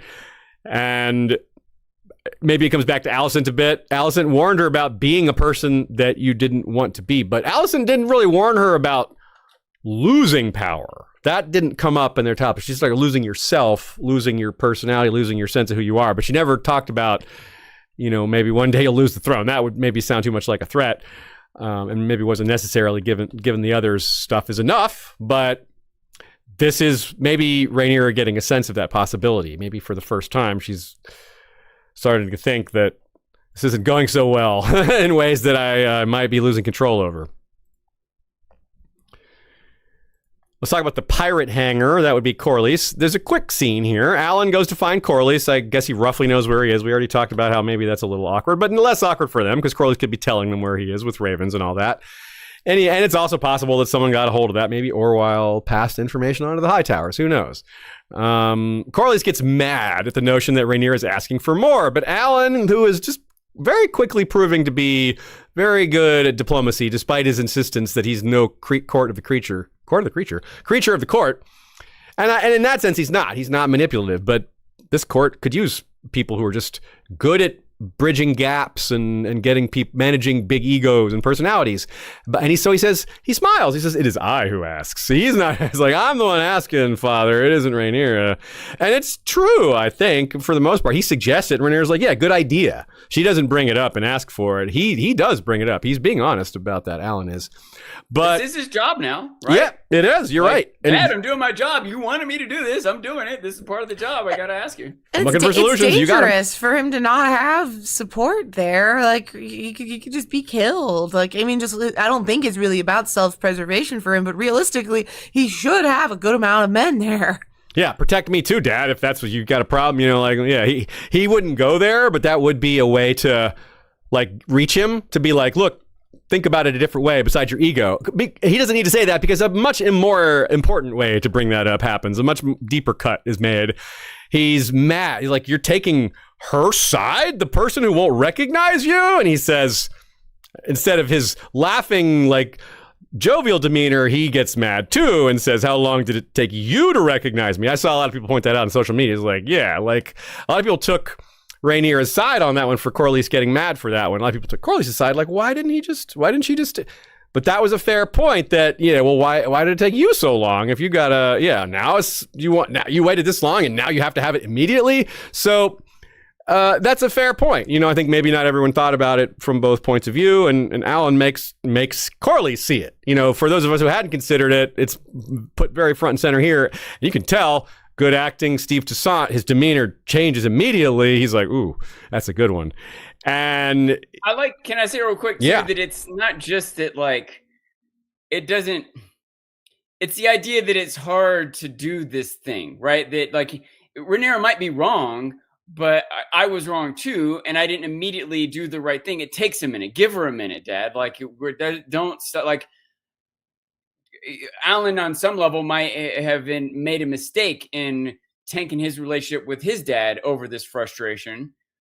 We, despite, you're wronging me, maybe we could have had a better relationship. You're not going to make things better by holding this against Rhaenyra, right? That's not going to fix it. It's not going to make her suddenly change. It didn't make you change because I was cold to you, right? Like, respect that it's a tough thing to do. And in the meantime, you got to keep trying to do what you're supposed to do.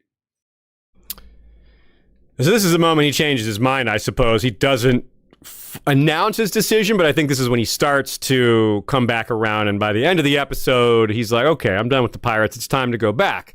And in that final scene, before he goes to the final scene, he does tell Alan about Tyland. He says Tyland's alive. So that's an important little tidbit to hold on to. I don't exactly know that we have a whole lot that we need to say to it now, but we'll talk about it if we need to when we talk about Aegon and Tyland. That. Huh? And it does cut right from that. Another good cut from Corlys saying Tyland's alive to Tyland, digging the grave. Nice. That's a good one. But let's skip to the final scene to keep it all about Corlys and wrap him up for the episode for the most part. He's congratulating his men on a well-done campaign, having completed this campaign that I assume he had decided was just about done in the prior scene, especially given what Alan said to him. He calls them sharks. I like that choice of words for them. You're telling your men, good job, and you relate it to the appropriate animal that they're associated with. They're seahorses, but hey, they're sailors, so sharks is about right.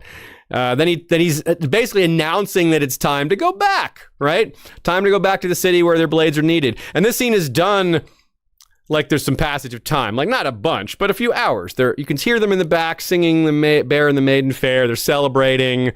The campaign's over. And as Corlys is saying, "Hey, it's time to go back," he's walking away. His mouth is closed. You're hearing what he said, an hour or two ago. He's just having a good time. And Bold John Roxton and his men pick this moment, which is the best moment because his men are celebrating the end of their campaign, thinking there's no bad guys around. Oops. I mean, it's pretty unlikely that the bad guys would be there, but maybe there should have been a scout or two. Oh, well. It didn't happen. Ambushed, and it looks like everyone was killed except Corlys. He was taken captive, clearly.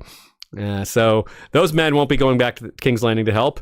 And Ormond presumably has some pretty serious leverage now. What are Adam and Alan and Bela going to do now? Now that the Lord of Driftmark is a captive, that's their relative, close kin. Of course, we'll have more to say about it during the preview. But Sean, what do you think about that? Yeah, the number of people and motivations to burn Tumbleton is growing, right? Or to not burn Tumbleton if they got Corlys there, you know. Yeah, that definitely changes the picture. Like they already didn't want to do it, but now also killing him would be in the offing if they burn the whole town. Yeah, that's dangerous. So the full extent of that. Real quick, I just want to say I didn't catch it. It's that prior scene when Orwell brings that message to Rhaenyra. It wasn't the first time. It wasn't clear to me. What is that? The dog that bites? Is this something from Ormond? It wasn't clear, but I went back and realized two things. There's a Baratheon sigil on there, so it's one of the tunics of the assassins. And two, it says, "Bite your hand." Corlys himself, yeah. Oh, I didn't catch that. Bite your hand. That's clever. Yeah. Because they did capture the hand. Nice. That's cool. This next section is called Love in the Dragon Pit. It's the second scene, I believe, with Alan and Bela. The last one was during the search for Corlys. They both looked good there to the other in terms of family and second solo duty. Scene with them. So yeah, second solo scene with those two. Yeah, of course they've been in group scenes together and all that. But they both respected each other. There was definitely a mutual respect there. They're not going to, have a romance in that scene. There's a little bit of chemistry, but that's a awkward time for that. It's somber. They don't even know if Corlys is alive, and Jace has just died. Yeah, she's not going to go do that, and he's not going to try. That would have been way out of place. But you could tell, despite that maybe there was a little something there. This time, it's pretty much the opposite scenario. They're both run ragged doing their duty. They need this sort of thing. It's not inappropriate necessarily. Maybe it's a little frowned upon. Okay, it's a lot frowned upon, but not in the same ways. It's not like, oh my God, what are you doing? Your husband was just killed, or your betrothed was just killed. These are people that are working really hard. And that's what Bela says, don't you want to just forget about it for a while? And that's the theme of this episode, too. A lot of people are escaping a little bit. Ulf tries to go to the tavern again. Hugh tries to go see his wife. They all act out in these different ways. The war, the strain of it all is getting to them, and they're trying to find a little comfort where they can. And Helena's robbed of her comfort. Yeah, she can't get to the one thing that she most wants and needs, Sean? Some irony here when we speculated last time if Adam was flirting with Bela. Now here's Bela flirting with Alan. And remember, Adam, too, was like, we could just fly away on our dragons, Yeah, and I think that maybe is potential conflict here. I don't know how Adam's going to feel that the girl he's got a crush on that he's spending all this time with is into his older brother. I remain someone who disagrees with that read of Adam. I don't think he has any problem with this, and he's just happy. Yeah, I don't think he's going to act out severely, but I don't think it's necessarily going to make him happy either. It might, though. He might be just happy for them, but I think it's up in the air. Yeah. He's a player. He can find another girl. This scene has been really polarizing. A lot of people I didn't realize shipped Jace and Bela so hard. Bethany Antonia is getting so much hate on Instagram. Really? People who are like, his body's not even cold yet. I'm like, okay, his body's very cold. Okay, it's been months. It's been a while, and they were like brother and sister. Jace and Bela never seemed to really have a true romantic spark. They were raised as brother and sister, truly. Yeah, did they he even was kiss? A young man, and she was, a more advanced woman in a lot of ways, right? You look at them together at certain ages, and you're like, that's a woman, and that's a boy still, and this her go, and there is the difference in that Alan in the show is older than in the book, so there's a bigger age gap. But come on, we got Daemon and Rhaenyra, and people love that. This is just another uncle and niece, and I don't know.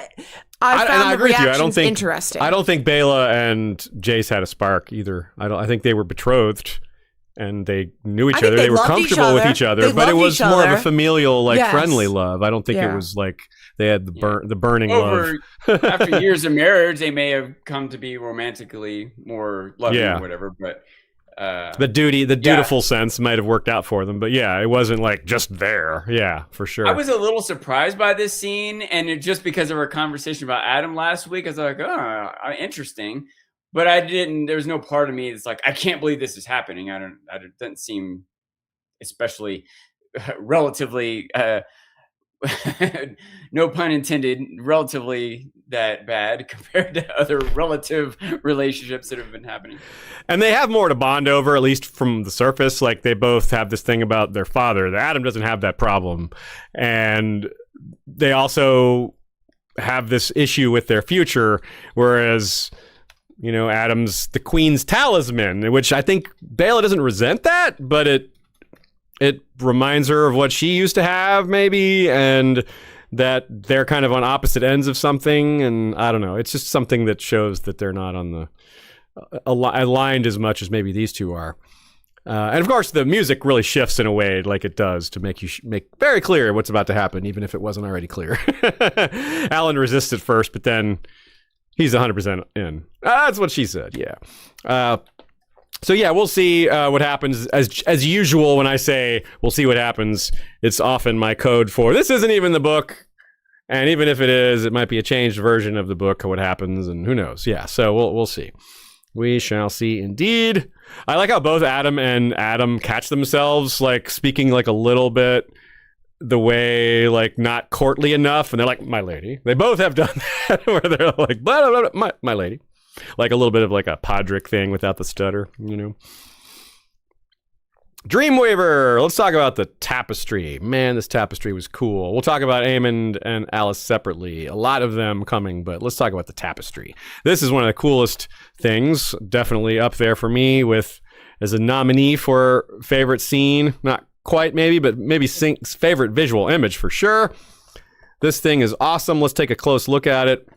If you guys are watching on Spotify, I haven't plugged this in a while, but if you listen on Spotify, switch to video mode just to look at this tapestry, or at least look at it on social media later. Find a way to see this and give it a look, because it's on screen so briefly in the show, and it's just rich.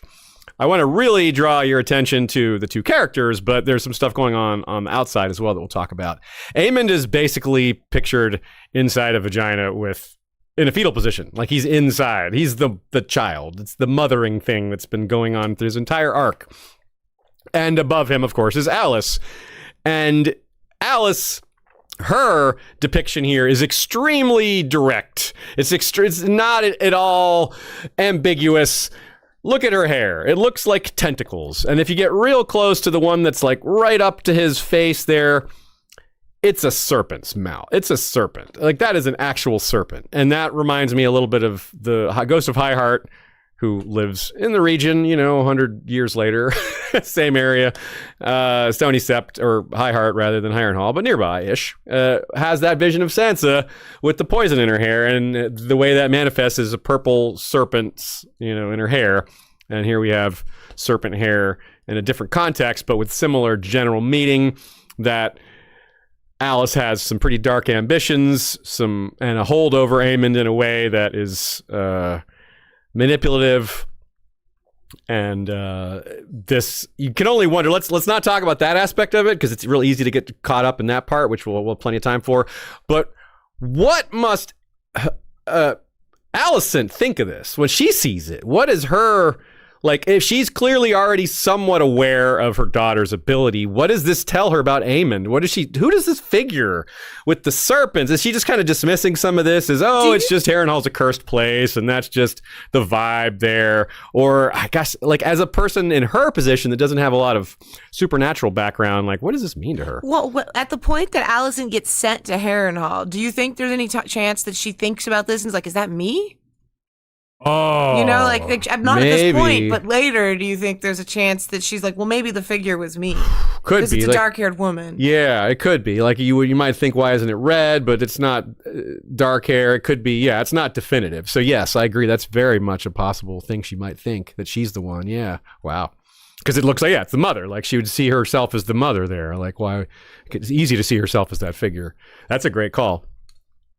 I think that she's mostly perplexed by this and most things that Helena does, but that she could not recognize that that's Aemond, and probably could recognize the imagery of Harrenhal. And remember, Helena had already said that Aemond was burning but not on fire. So, which again, burning can mean, passion and love, or suffering, or tortured, or it could mean so many things. So, she's probably mostly perplexed, but just knows Aemond's in Harrenhal. I think that's. She probably, for example, one little detail in that tapestry on the side, you could see little dragon eggs. She probably wouldn't recognize those as being such. You know what I mean? Are those eggs? I thought those were trees. Do you see eggs? I saw there's them trees as, all around, but there's on the trees right and side. then dragon eggs. Okay. Yeah. Oh, I see that. that. Look like they could be leaves. You know what I mean? Like I they see could them be now, leaves, but we know that they're likely to actually be dragon eggs. Given the, I wouldn't have thought that they were dragon eggs, except they cut to that scene right after this. Another good segue where they present the dragon eggs, and so later I still didn't immediately recognize it, but when I watched it a second time and I paused this, I was like, oh, those are dragon eggs. But there's no way Alicent's like, ooh, dragon eggs are a Harrenhal. There's no way she's getting that deep of an interpretation to this, Yeah, and as far as Helena goes, I mean, she already doesn't have a very fond view of her brother, and she's not like she's protective of him. It's not like, if I do this will help him. Yeah, no, there's nothing like that. She's already foreseen his death, and this is just, well, she's a creator, and this is her art. This is how to get it out. Multiple people in the chat point out this is another one blue-eyed man. Yes, that's true. Blue-eyed men. Between the two, they've got a full set. So yeah, on Friday, of course, we'll speak about what happens or what might happen. We will preview what our guess is there. Do you have any guesses for Alicent going to Harrenhal, Sean? Because just to remind everybody, Sean doesn't know, and of course, this isn't in a book plot anyway. We're going to make our guesses maybe based on things that are coming, so it's still a book-centric guess when we make it, but Sean is still unsullied in that sense. So any thoughts on this, or is this just something to wait and see on? Yeah, I haven't had enough time. We barely have 24 hours from when I watch it to when we do this, and there's so much to analyze. I haven't thought too deep about this. Sometimes, like 2 days later, I'm like, oh, like a new thought occurs to me, a little bit of a tangent. But last week, a couple days after the stream, I started thinking that Daemon might go burn Tumbletown. That he just is so at a loss for what just happened with all his guards, and I just couldn't even imagine what he would. What he even could do. I started thinking, well, what would he do? He's just angry. He might just get in his dragon and fly out there. He knows this Darren, he knows this Ormond. That's where they are. He might just want to go get revenge. Obviously, that didn't happen, at least not yet. Probably 2 days from now, I'll be like, ooh, I know what's there. Right now, the main thing I'm trying to figure out is what person. Is it just going to be some random nameless goon, or is it going to be a character that we haven't seen yet? Could it theoretically even be Daemon? Because it seems like that's a conflict they're trying to bring forth. There's been this constant parallel between Aemon and Daemon and a couple confrontations. Are they hiding that from us? Was there someone in a cowl and Alicent's little entourage there at the end? That would seem a little too easy to recognize him with the whole thing she cloak. said. Yeah, a murder cloak. He does have that murder cloak. It can conceal even his face. But yeah, that seems unlikely. My given guess what is Rhaenyra it's said. not going to go. My guess is it's not going to go how Rhaenyra thinks. How it will go, I'm not so sure. What's funny is because when I that. first watched it, I guess my take was that Alicent was being asked to do the murder herself, which seemed crazy. She's like, I can't do that. I'm no good at this. Even more a kinslayer and just violent. Anyways, but just an interesting. I don't think that she explicitly says one way or another, but I think it's just implied that why would it be Alicent herself, right? It's a really, I agree. She's no wielder of blades. Yeah, she never specifically says like I'm sending a kill. Yeah, no, she does. She says okay. She says one with a face she trusts. She said sending a sword with a face she trusts. Alicent being the face she trusts. So she did say it was going to be somebody else. She was. It's just not super clear, but if you look at the way she worded it, yeah. Earlier she said she was going to send knives to Ormond. Yes. And the implication is an assassin, someone with a small blade will get in closer. And she said I could send swords to Aemon, but then he would run and hide more. But if I send a sword, so it's still again implying a warrior, someone to go combat him. Someone who's going to be posing as Alicent's guard, which makes sense. Of course, she would have escorts. That's obviously rational. It's also interesting too to think about this whole curse idea. And Shay, you brought up, or Sean, you brought up. I forget which of you just said it just now. You mentioned the term kinslayer. If Alicent were to do the deed herself, she would be considered. She's definitely a kinslayer. Just assisting in it is arguably really bad too. I mean, it's helping your own son be killed is definitely bad any way you look at it from a lot of people's perspectives. And here comes Alice, rather. That's confusing. Alice and Aemon talking about how they're cursed, and that's one of the things that brings them together. And here's Alicent sent to the same cursed place to do a cursed deed, right? Like, how could she ever come back from that if she succeeds? And if she doesn't succeed, well, that brings up a whole other problem too. So we'll have to wait and see. Very interesting development for sure.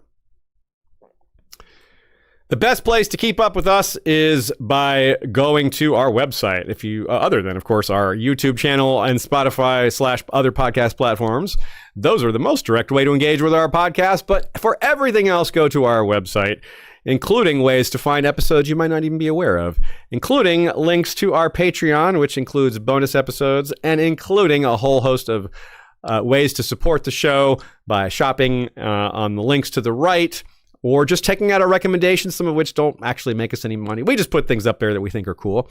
But right now, the thing that means the most to us is that you vote for us for the Hugo Awards. We are up for the best related work in the 2026 Hugos, and you can purchase a membership by following the links we have both on our website, and I believe they're in the episode description as well. Buy yourself a membership. Vote, not just for us, but for all the other creations and creators that you think are worthy.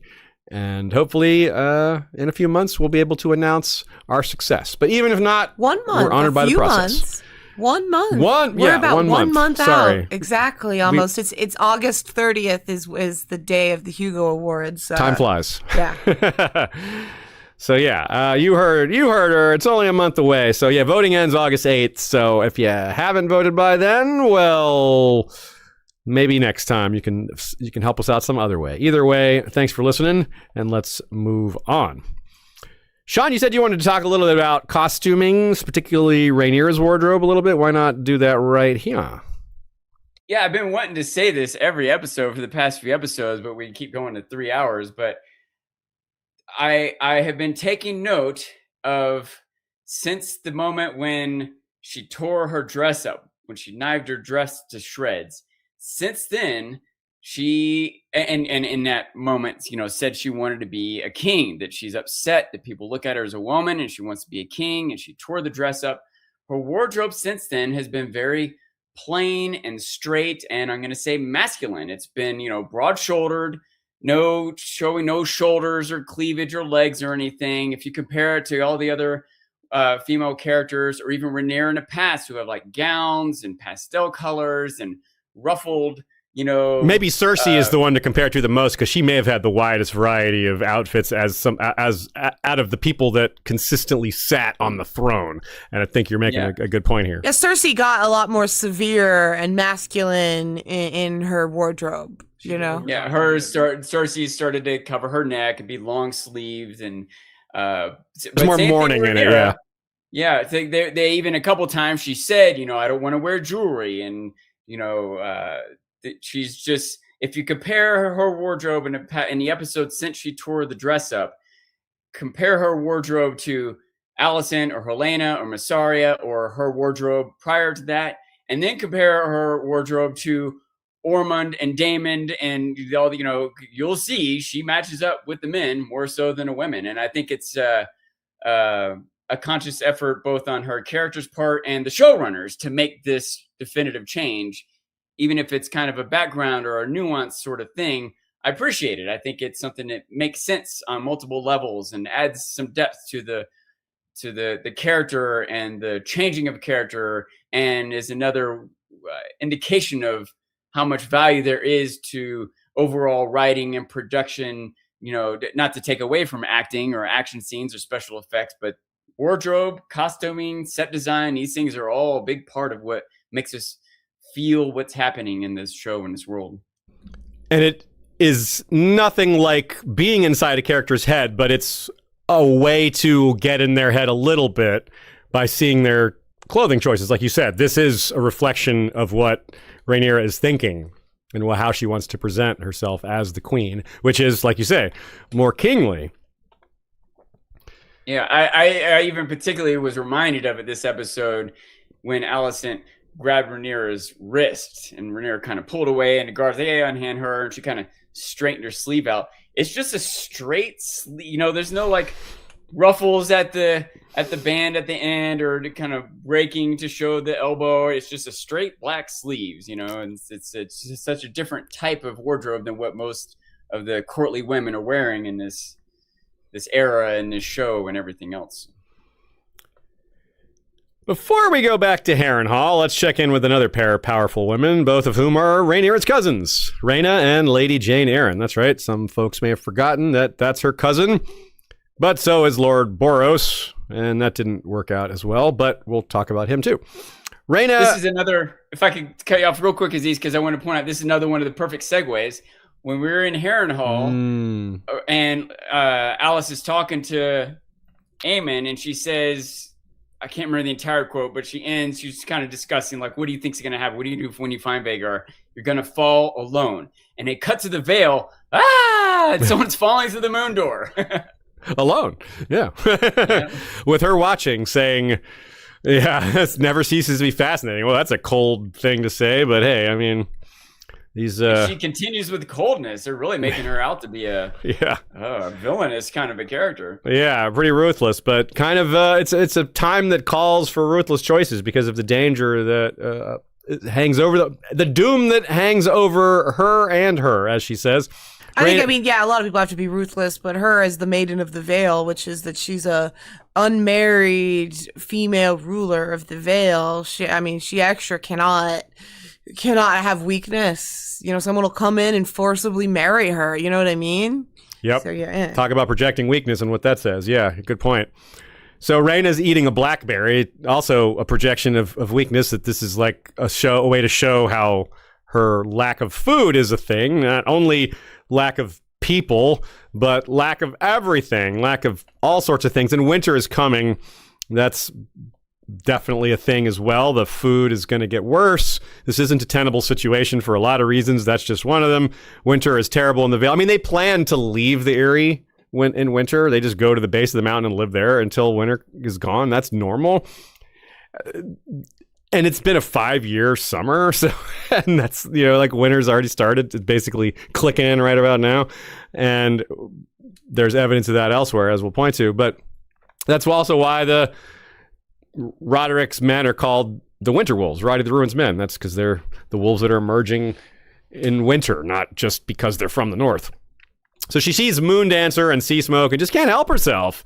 She wants to go see them. Well, just Moondancer. She doesn't talk about Sea Smoke as a draw, but they're gone before she finds them. It's good, I suppose, that they didn't see her, at least for conflict purposes, but still harmful. And Jane is like, have you forgotten? Like, this is just blatant. Like, how this isn't like an accident or something like that. You just blatantly went against our deal, right? You can tell she's just chafing at this. She can't handle being alone and isolated. And I mean, I get it. Like, this is terrible. It's a terrible isolation. But her response is kind of like how Daemon treats Ulf. She's like, you can't leave. Don't do it again. I don't care how unhappy you are. I don't care how miserable it makes you. You do it again and you're in big trouble. Violent threat if you do it again. It's kind of odd. Because Daemon's a dragon rider threatening a dragon rider. That you can kind of get, but this is a non-dragon rider threatening a dragon rider. It's like, did you forget the doom that hangs over you? I mean, I think she knows Rhaena's not that kind of person, but maybe don't push her too much, so. So there is a lot of parallels here, and between these two characters, or her and Ulf and Hugh. Adam's coming along a little differently. Maybe I'm looking too hard for conflict in his case, but there's plenty out there that doesn't have to be super personal to him. But he might be the only one at this point that's like relatively well adjusted to their new position as a dragon rider. It's not good for any of them. Like Hugh and Ulf have that specific discussion. We'll get into more detail later. But Rhaena she's even worse because she doesn't even have one of that. She doesn't have a Hugh or an Ulf to talk to. Like Hugh and Ulf have each other. At least that's something, right? She doesn't even have like anything. No one to talk to. It's really bad. So how effective is this threat? Not very, right? For one thing, she could just snap and turn on Lady Jane. For another thing, this person, like, how much of a threat is it to threaten your life when you think your life sucks? And you're like, yeah, well, you're really taking away a lot from me at this point. My life is terrible. Like, it's not much of a threat. I don't think she's all that intimidated by it. So, but it's also so much more blatant. Like Ulf, his sneaking around, he could have expected to get away with that. It's not irrational. Ulf, maybe it's a little wishful that because people would talk about it, right? They would maybe his friends would talk about it. Maybe that doesn't get back to the castle. That's believable. Daemon and Rhaenyra, they're above that. But still, there's no way around this one. This is absolutely blatant, as silly blatant. Lady Jane's like, there's several thousand pairs of eyes saw you, and you freaked everybody. It isn't just them talking about it. It's you freaking them out. They're all like, is this person come to destroy us? They don't know who you are either. So, yeah. I've got more to say, but Sean, what do you think? Well, there's a lot going on in this scene. Another, I think, very efficient scene that had a lot going on, a lot between the lines, and a lot that was very straightforward, too. Yeah, those several thousand eyes, word is likely to spread, and Daemon or Rhaenyra or someone's gonna be like, oh, sheep stealer's still flying around, even if it doesn't have a rider, that might draw attention. They might send Baela to go check on that. You know, sheep stealer got one new rider, maybe it could get another one. And there's this other factor that part of what I think Lady Arryn was trying to tell her, this doom hangs over both of us, right? And if you do something reckless and get discovered, it's going to be bad for you and me. So if you keep doing things reckless, I'm going to get ahead of it. Like, not only does it seem like they can just go apprehend her, and maybe that is random or lucky, they can't just do that anytime, but they can do it, and they could just apprehend her and kill her. But also, Lady Arryn could just send a message to Rhaenyra and say, just so you know, Baela's here with Sheep Stealer. Rhaena, just so she doesn't get repercussions Rhaena. After the fact. Yeah. Sorry, Rhaena. She could just offer up the information to hopefully remove some of the doom over her head, rather than, because if it goes the other way around, does that make sense? Lady Arryn will be in much more trouble if it gets discovered that she's harboring Rhaena than if she lets someone know Rhaena is here with Sheep Stealer. And I think that's the angle that she might take.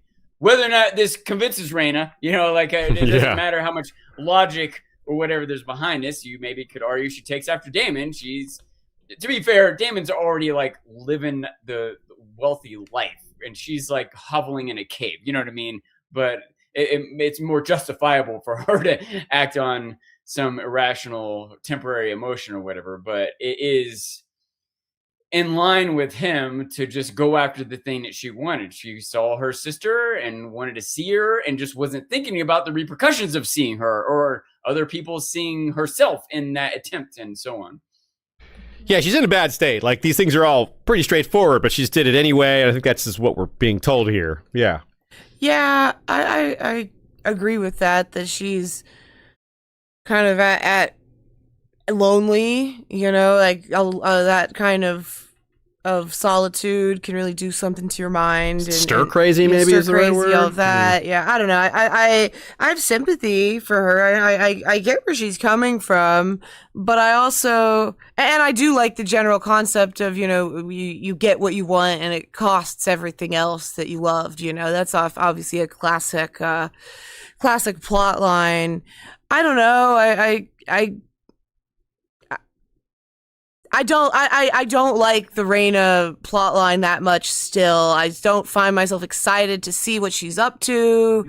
I'm hopeful that it'll go some way, but to me this was the weakest scene, the weakest arc for me so far of the season.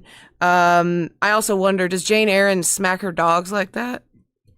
Because we see her dogs at the beginning of the scene, by the way. I'm always on dog watch, just like I'm on cat watch. Those Afghan hounds. Yeah, I think the reason she slapped her might just be because she was mad, but I think it was maybe very deliberate, not just something she's mad about. I think it was like, it was like a corrective slap the way she would give to a dog that was acting out. It was like, Yes. you're doing an absolutely ridiculous thing here. I need to hit you to get you to realize how ridiculous you're being. If she had a newspaper, she would have smacked Yeah. her on the nose. It wasn't her first like a thing. The first thing was like, well, just logic. You can't be discovered. It's bad for both of us. That should be enough. But so that's not working for some reason. The logic of this gets out, we're both in big trouble. That's not slowing you down. So let me try physical threats. But the problem is she's not acknowledging the emotional state that Rhaena Not at all. is in. Same as Damon isn't acknowledging Ulf's state or any of these other things. Yeah, that's her. It's very. I like that parallel a lot. With Jane, I like to think that she's gone through some trials and tribulations in her life, but you just don't know her character well enough. I'm like, is she callous because she's like, look, I've been there, done that. I've lost my loved ones, had the woman I love die. If based on the book, or I don't know. Maybe she is callous for that reason, or maybe she's just a woman up in a tower who's never had anything really bad happen to her, and she can't actually have any understanding for this. I don't know what my read is of this character. You know what I mean? Like, does she know tragedy or not really? Yeah, that's a good point. So we wondered, given the preview, the trailer, if Rhaena was in trouble for the murder of that shepherd. But nope, Jane's in on it. She said the queen believes Sheep Stealer's rider is dead. So that means she knows about that. Which maybe Damon went back to tell her or something along those lines. Either way, she found out about that and is in on that secret too, which compared to everything else is pretty minor. But still, it was a guess that we missed. Announced that the rider Sheep Stealer was killed. I can imagine that being like news. It might get announced and spread. That's true. And she might have just pieced together what happened. Damon just killed a random person and brought the head. She wouldn't be responsible for it in any case. The murder of one peasant, unfortunately, is not going to rise to the occasion, especially the concealing of the murder of one peasant. She didn't even do it, right? So there's a couple of super chats here. This one definitely got some people talking. Frank Wizza says, insane for Jane to slap the blood of the dragon. Yeah, insane of a slap, Jane. Insane of the... Yeah. Jenny P says, can't watch live, but I love you guys. We love you too. We appreciate everyone who catches us live or after the fact. It all counts, and we all get to keep this thing going. Books Immersed says, Snow in the Aegon scene was so subtle. I loved it. Yes, that is our next scene, and that is why I was more confident about the winter stuff, the winter having come, as there are snowflakes in the scene with Aegon and Larys and Tyland. I don't know if there were any elsewhere. There may have been, but I definitely saw them in this one. And other than the Vale, this was the most northerly scene, so it makes sense to put it there. There was another scene, I think, in a prior episode where there were flakes coming down. I remember even wondering, is that dust or snow? And I feel like it was in one of the scenes, either with Hugh and Ulf or maybe with Aegon and Larys. It was like in a kind of a wilderness setting. And I remember there being even patches of white underground. And I wasn't sure if that was supposed to be snow. Made more sense because, like, where's all this dust coming from? It's got to be snow. So Aegon they seem to be peppering that in. Yeah. Peppered in snow? That's not the right metaphor. Salted in. There you Salting go. that in. Aegon and Larys and the lion. They bury the man Janos, whom Aegon stabbed, though not very well. The burying, that is. He stabbed him pretty well. The dogs sniffing it out is mentioned as a way for them to get caught. Cue Stone Temple pilots when the dogs can find him. Aegon, as befits a terrible man, makes his final decision on where to go, not based on, strategy or any of these other things, but Tyland's opinion of him, which maybe that is in his way of sniffing out the better strategy. Well, whoever has the better opinion of me is going to have the better plan, or maybe the opposite. I'm not sure. Either way, it's Aegon for you. That's more Aegon being Aegon. Tyland is really funny here. I'm reminded of the time when in council, when Tyland, I think, was new to the council chamber, and Aegon's just like making him babysit his kid, and he's just like, that was the blood and cheese episode. Makes him play horsey. They wanted to horsey. They ride on his back. They make him into, beast of burden or whatever. But yeah, no, he was very much debased by Aegon. Not that I think it's kind of cute that the kids wanted to ride around on Tyland Lannister's on a lion's back. You know what I mean? But regardless, Tyland was humiliated. And so Tylan stands his ground a little bit. He's like, yo, you want to dig more? You go for it. Like, you don't tell me what to do. Aegon's not ordering me to do more digging, so off with you. And then the conversation looks like Tylan's going to have to face those monkeys again, right? They argue. The argument turns to is settled, I suppose. He says, yeah, we'll go to Essos. It's in general, it's a reasonable strategy, right? It on the surface, go to somewhere else while the contenders duke it out. Illyrio and Varys kind of liked that style plan. Create war, let two or more sides exhaust each other in said war, and then bring in your chosen claimant to restore peace. And that person will look like a hero because, hey, the bringer of stability. And that's pretty much what Larys has been saying. And so it's been done before. It's been done in real life. It's also done in Dune. It's just a thing, right? It's a strategy. It works. So he looks down and out, and he is, but he theoretically has some things going for him. With Tylan on his side, that's Casterly Rock, and perhaps the missing gold is connected to this too. Tylan should know where that is, and it could be stashed in places that they have access to. Not to mention whatever Larry stashed in Bravos. He says we have at least the means to live comfortably. Maybe he's underselling it because he doesn't want to give away exactly what he has. At the very least, there's some potential here. But on the other hand, we do know that these guys there's maybe an APB out for them, or will be soon. So they need to act quickly, or all their plans will not go the way they want. They won't get away if they don't get moving. So that's, yeah, other than the snowflakes, those are the things that I wanted to point to. Sean, what do you have to say? Well, real quick, I want to just correct myself a minute ago when I said, is that snow or dust or ash? I was wondering if it was ash. Would make more sense for the white piles around, maybe dragons have burned something but we haven't seen particular dragon burnings recently, so I think it must have been snow. Anyway, I also want to say that Tylan is again being made a beast of burden here, having to dig that hole. And I also want to say I appreciate so often in movies and TV shows, they just dig a grave like it's no big deal. I appreciate that this is a shallow grave and Tylan was exhausted. It's really hard to dig a hole like that. If anyone out there has done it, you know what I mean. And if anyone hasn't done it, I dare you to try. I dare you to try digging a hole that's 4 foot by 1 foot by 1 foot. Just 4 feet wide. I'm not doing that. Why don't we all have a hole digging contest? On your hands. You'll have a sore back for 3 days.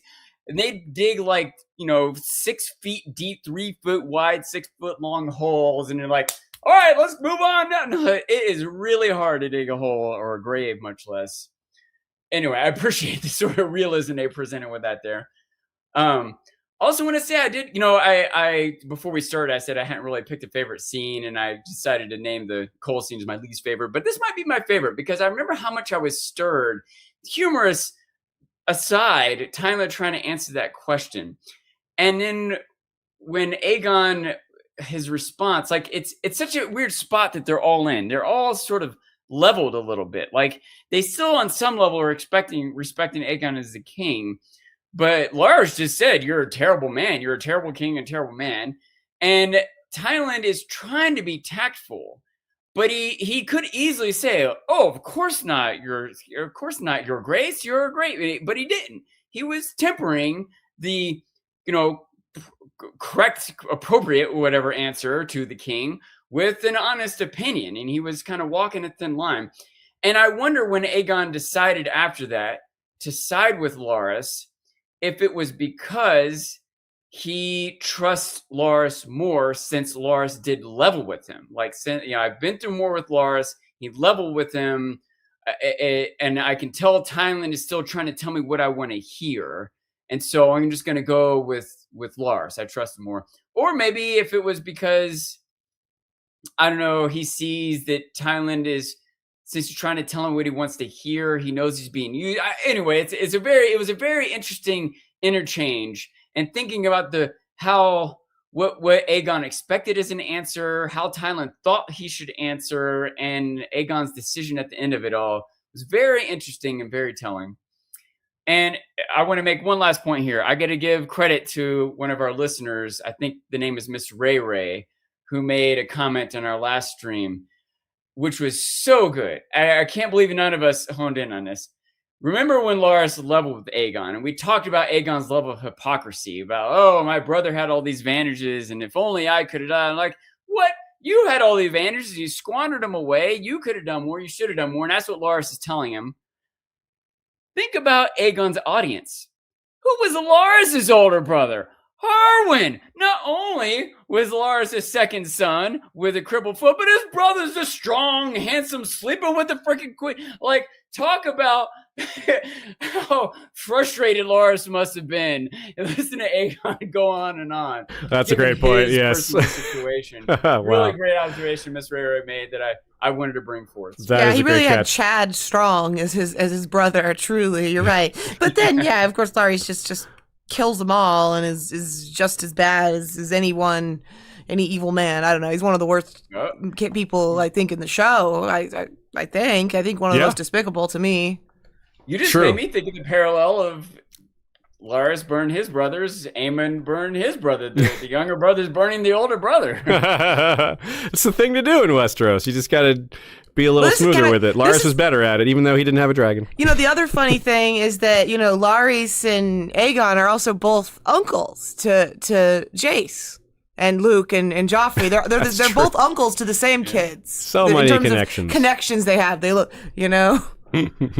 Yeah, Sandor and Gregor got it mixed up. Liz, the literary lady, sends a super chat. Thanks, Liz. And Lacey Oris sends a comment about Aemond and Alice that will segue us to Harrenhal.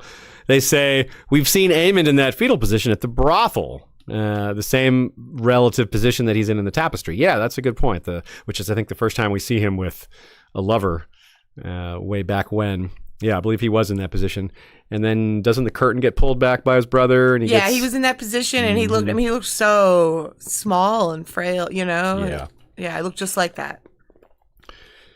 So yeah, Harrenhal.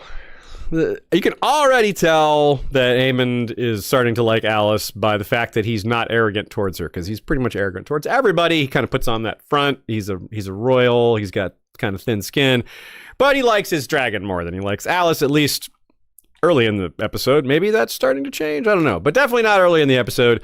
And without Vhagar, he's less arrogant too. He feels way less powerful, and it's factually accurate that he's less powerful without Vhagar. And she makes him feel really powerful, and Alice is able to fill in some of that. She's able to make him feel powerful in other ways and show him that he can have, this power and Vhagar, but, don't leave and go get yourself killed first. That's kind of how it starts, is him just very dead set on leaving, going to find Vhagar. She makes some very good points. It's very rational points, but Aemond is kind of conflicted in ways that logic won't reach. He's got this sense of destiny, of bad destiny, of a curse and hopelessness, but if he can get to Vhagar, maybe things will be different. That's the one thing that makes him something else. It's the one thing that makes him a big exception. And he also just doesn't get. He's also confused. Why did she leave? And that's maybe a question he wants answered, even if finding her won't necessarily answer that question. He wants that question answered. So this time that passes at Harrenhal gives Alice lots of time to figure out what she's dealing with, and she's really good at this. It's implied she's older than she seems, maybe substantially older than she seems. Not like Melisandre, but yeah, just more of a mundane, this person might actually be quite a bit older, but apparently still able to have babies, right? Not so old, that she can't, that she's past her childbearing years. Anyway, she is able to effectively figure out a way to get him to have what he wants without giving in to the things that he hates giving into, like fear and mostly that, really. I think fear is the main thing. And she says to him, let the world think you dead before the spring thaw.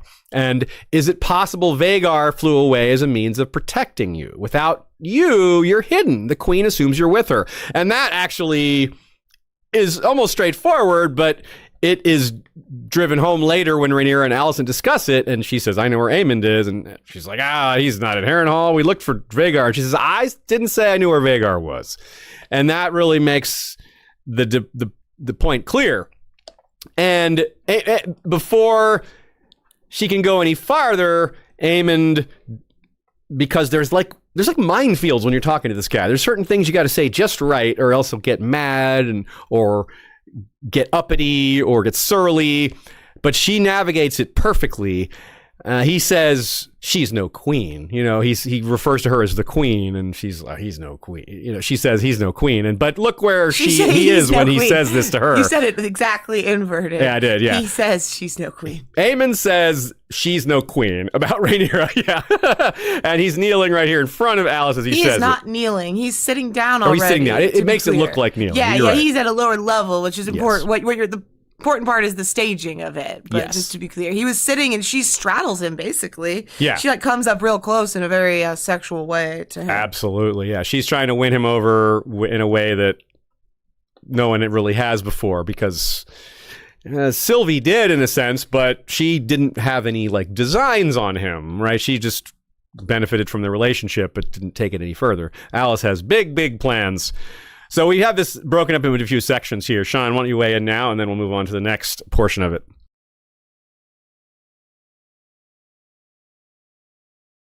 I mostly felt myself getting more suspicious of Alice through the course of this. Like that she seems to have some sort of personal ambition for power or control of Harrenhal or something.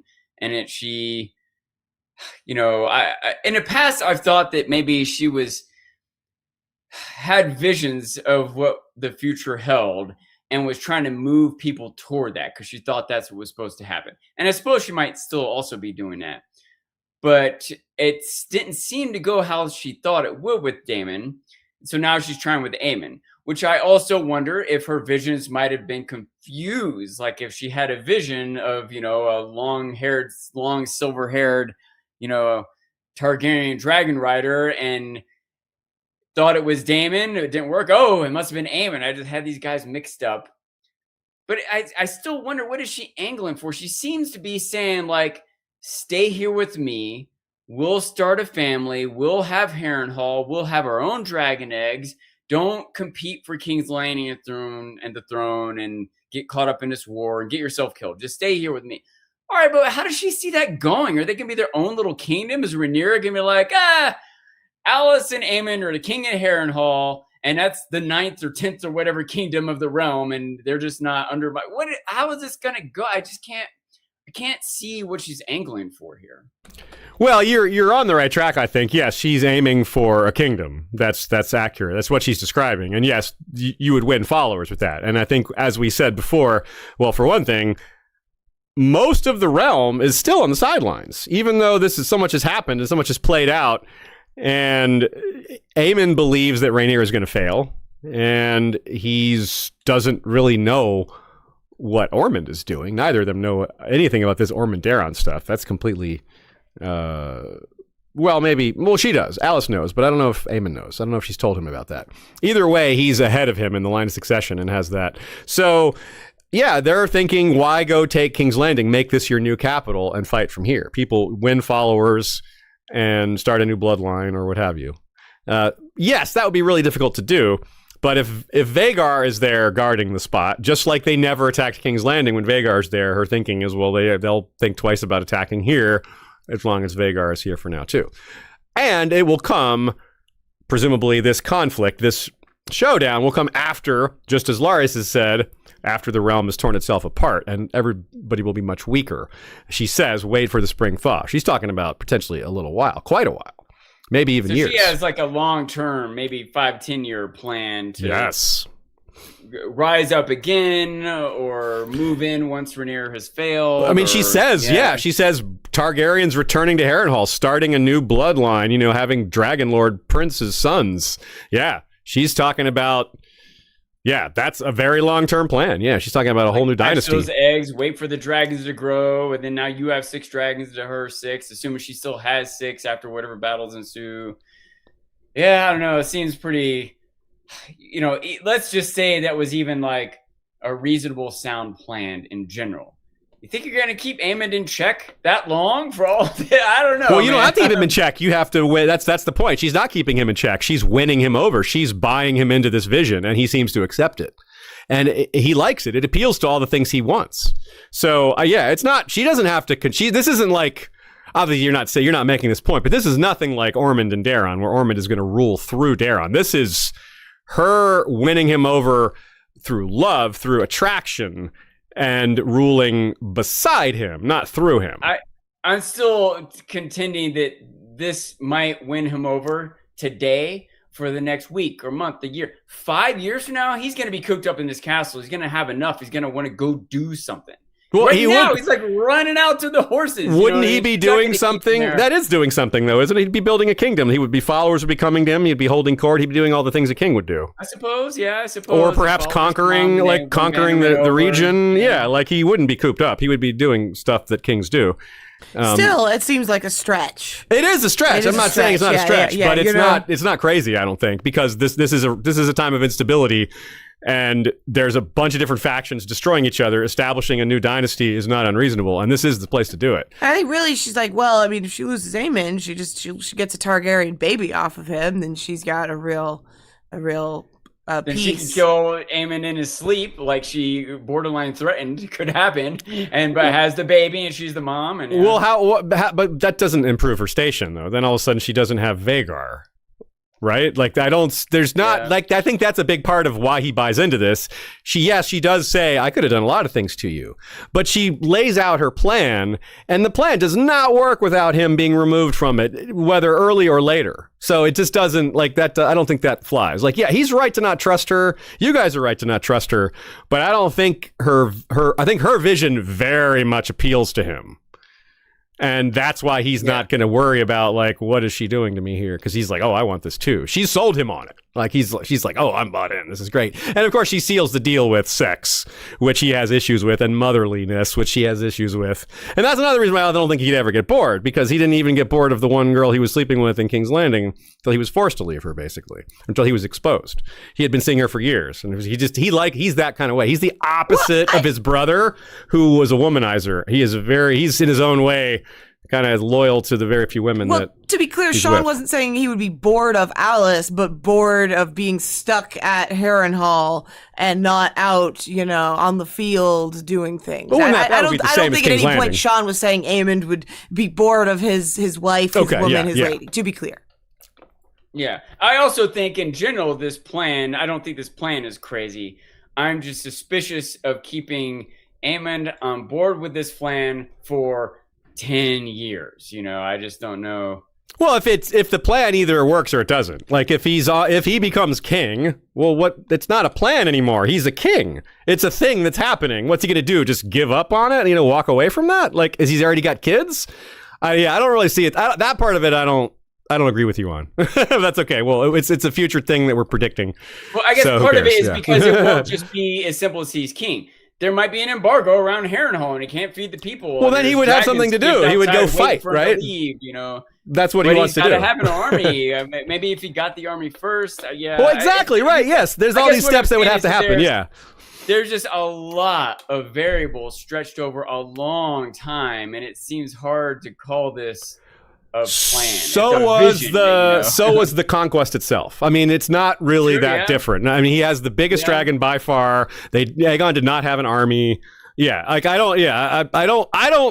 agree with you that like the difficulty of it, we don't differ there. I don't agree at all that he would just turn away from it. If he's on it, he's on it. He's committed. This isn't something you steer away from. You know what I mean? Like he's gonna leave his family, leave this and that. Like he started a kingdom.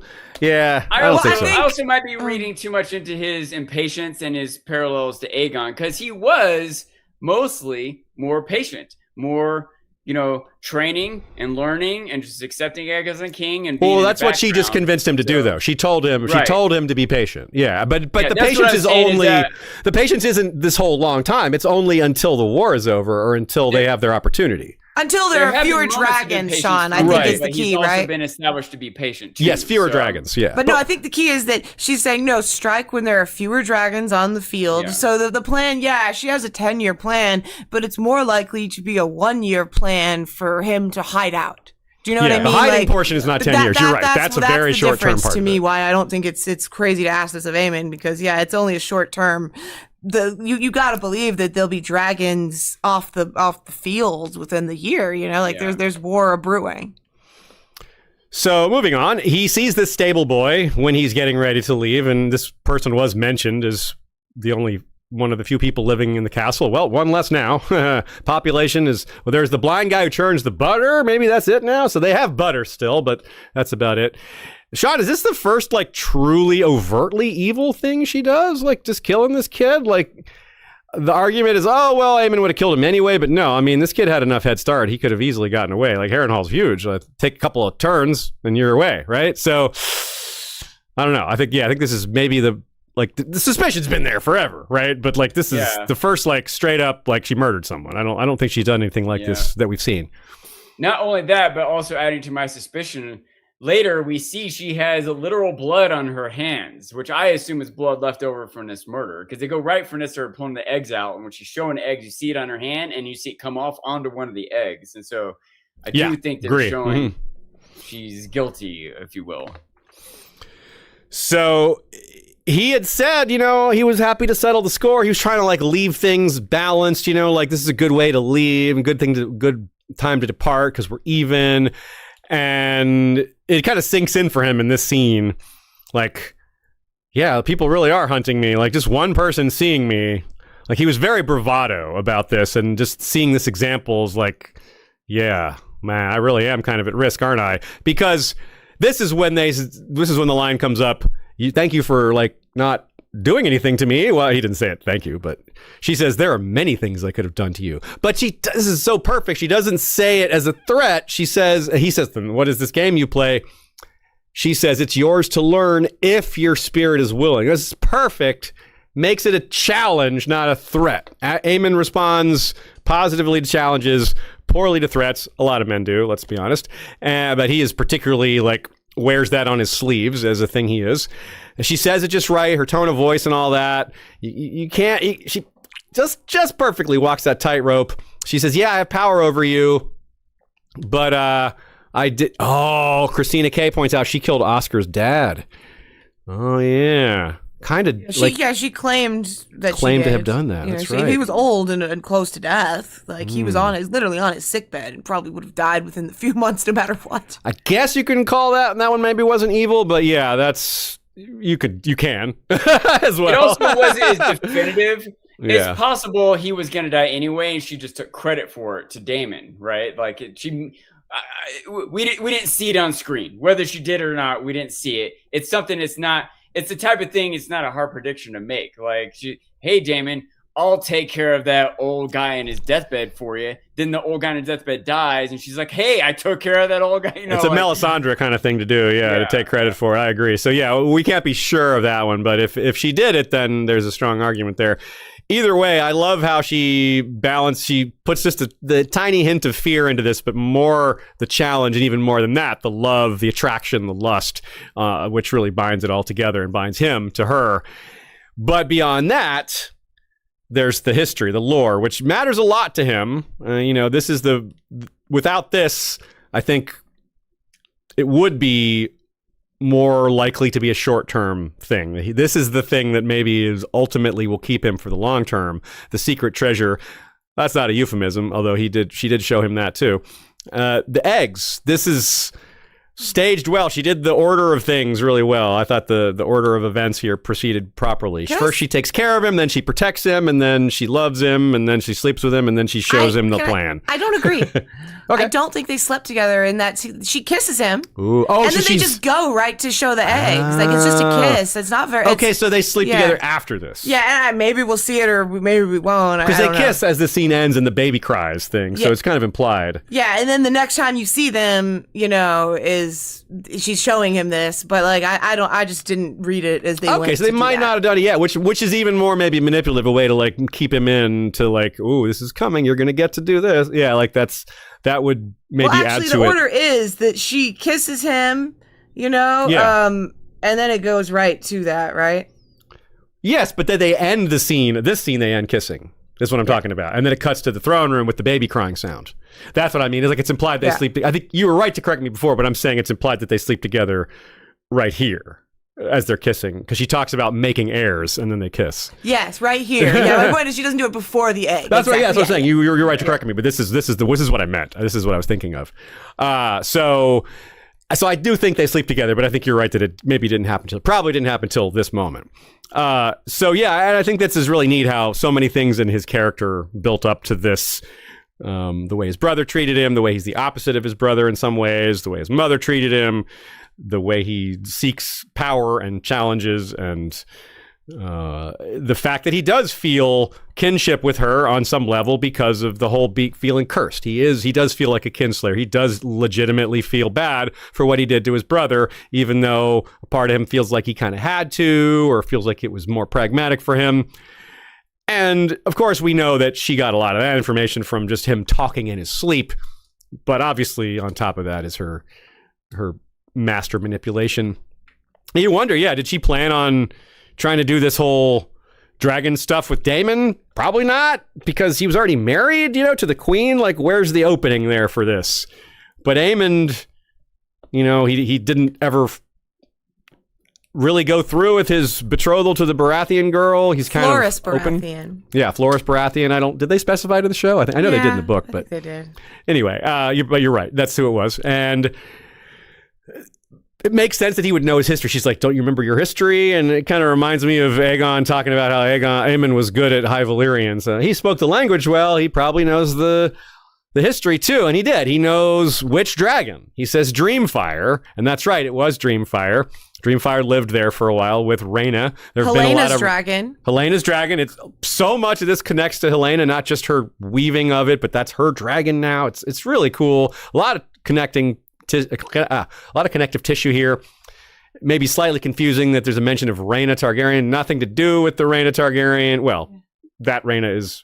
They're all named for other Rhaenas, but yeah, there's a lot. There's not as many Rhaenas as Aegons, but there are a lot of Rhaenas.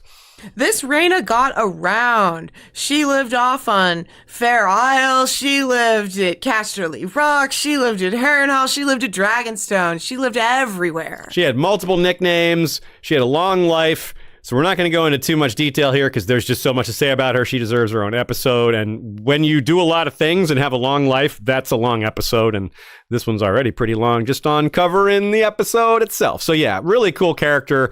Glad to see her brought up. Glad to see her referenced. It's absolutely fitting that Dreamfire would lay eggs at Harrenhal.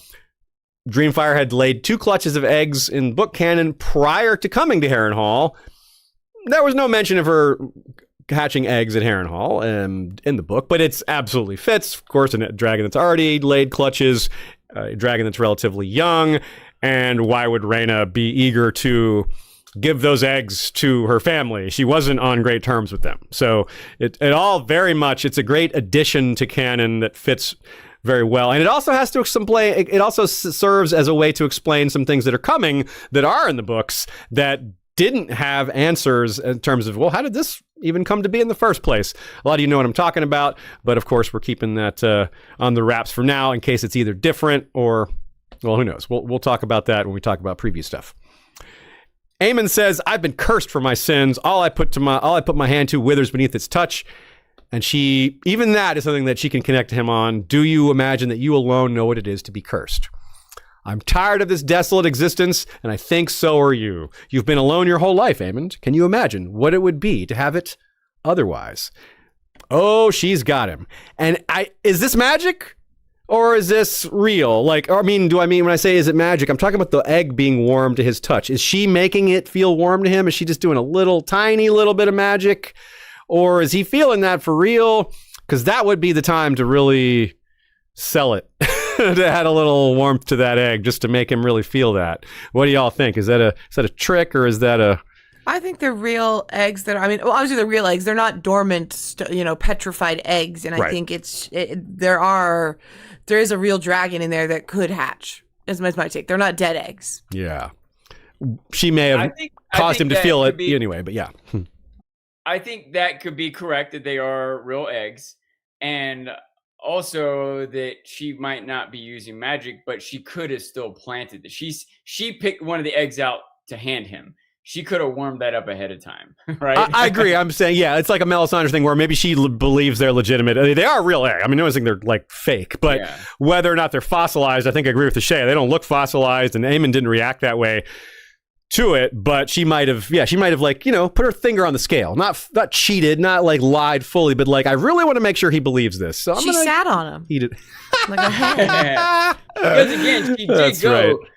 pretty immediately from killing that stable boy to pulling these eggs out. There was still wet blood on her hand. Yeah, they were in a So, chest, so it's still, yeah. Yeah, she could have had this plotted out and had that chest heated or a couple of the eggs inside heated. I'm not sure it even matters though, because there is real magic in this world and in this place, whether or not she put her finger on the scale here. So. Yeah, and we know she's demonstrated some of it, so that's why it's always worth asking when it comes to her, at least to consider the question. She says, and she's almost weeping as she says this last part, and that's just I think that's just a little bit more to like really pull him in, to be like, be my protector. There's an ancient strength here. Let the gods turn their back on us. We will make our own fortune. I will be the lady of the water, and you, the dragon lord, by my side. But in the meantime, you're a Targaryen prince, and your sons will be Targaryen princes in turn. And that's when she kisses him, and the scene changes. So yeah, a lot of this connects to Helena, as we said. The dream as well. She dreamed of Aemon and Alice. You really wonder. We talked about what Alicent thinks about that. What does Helena herself think about that? And does she perceive Alice? And does Alice perceive her? Right? What else does Alice see? Because that's the one thing she's confirmed to have as a power. What does she perceive about the strands connected to Aemon coming from elsewhere? Like, what does she think? We already talked about, like, is she going to have something to say about Alicent? Like, to sense her intent or anything like that? Or the person she's with or anything like that? And what else is Alice seeing? It's a big question with people who can see things they shouldn't be able to. I really want to see Helena and Alice on the astral plane together. Yeah, how is Alicent gonna perceive Alice when she shows up? I wonder how that interaction will go. Yes, the Alicent interaction, assuming it happens, I'm very, very interested in.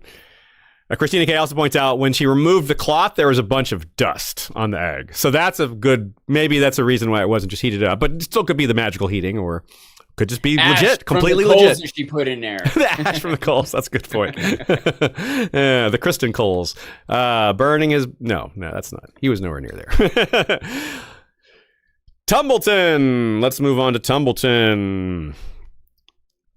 Honestly, one last thing about Alice and Aemon. That really feels more like a beginning of something. Like, this is like the end of a season. This is like could be the start of next season, really, for them. But it's awesome. I really wonder what the last two episodes will have to do for them. Anyway, Tumbleton. Yes, let's go to Tumbleton.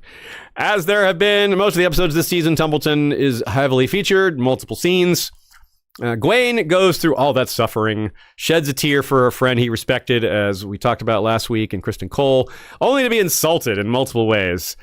Somehow, Gwaine just keeps it together. He just handles the insults like a champ and just waits to bring things up later. He knows Ormond really well, and I guess just knows how to speak to him in ways that won't enrage him, and just has no desire to see him enraged. And he calls him a craven. I mean, come on. Gwaine is not a craven. I mean, what? That is a miss. But he just does. He's like, yeah, all right. You call me whatever you want, man. I'll just take it. And of course he's offended at the stink. Like, he reaches for the pomander. He's like, that's right. Okay. All right. Now let's talk. And Gwaine is just kind of like Rhaenyra. He's like, what can you possibly think we can do here? The second, your army is smoothly concealed in here in a way that, she won't burn you out. You're right. He says it rudely, Ormond does. He says, she won't burn her own subject. She's a woman. He's like, all right, well, let's say that's true. The second you move your army out of the town, which you'll have to do to accomplish anything, then they burn you. So he just doesn't get it. And Ormond isn't willing to explain the finer points. He just uses a lot of lines that were quoted in the trailers. Just,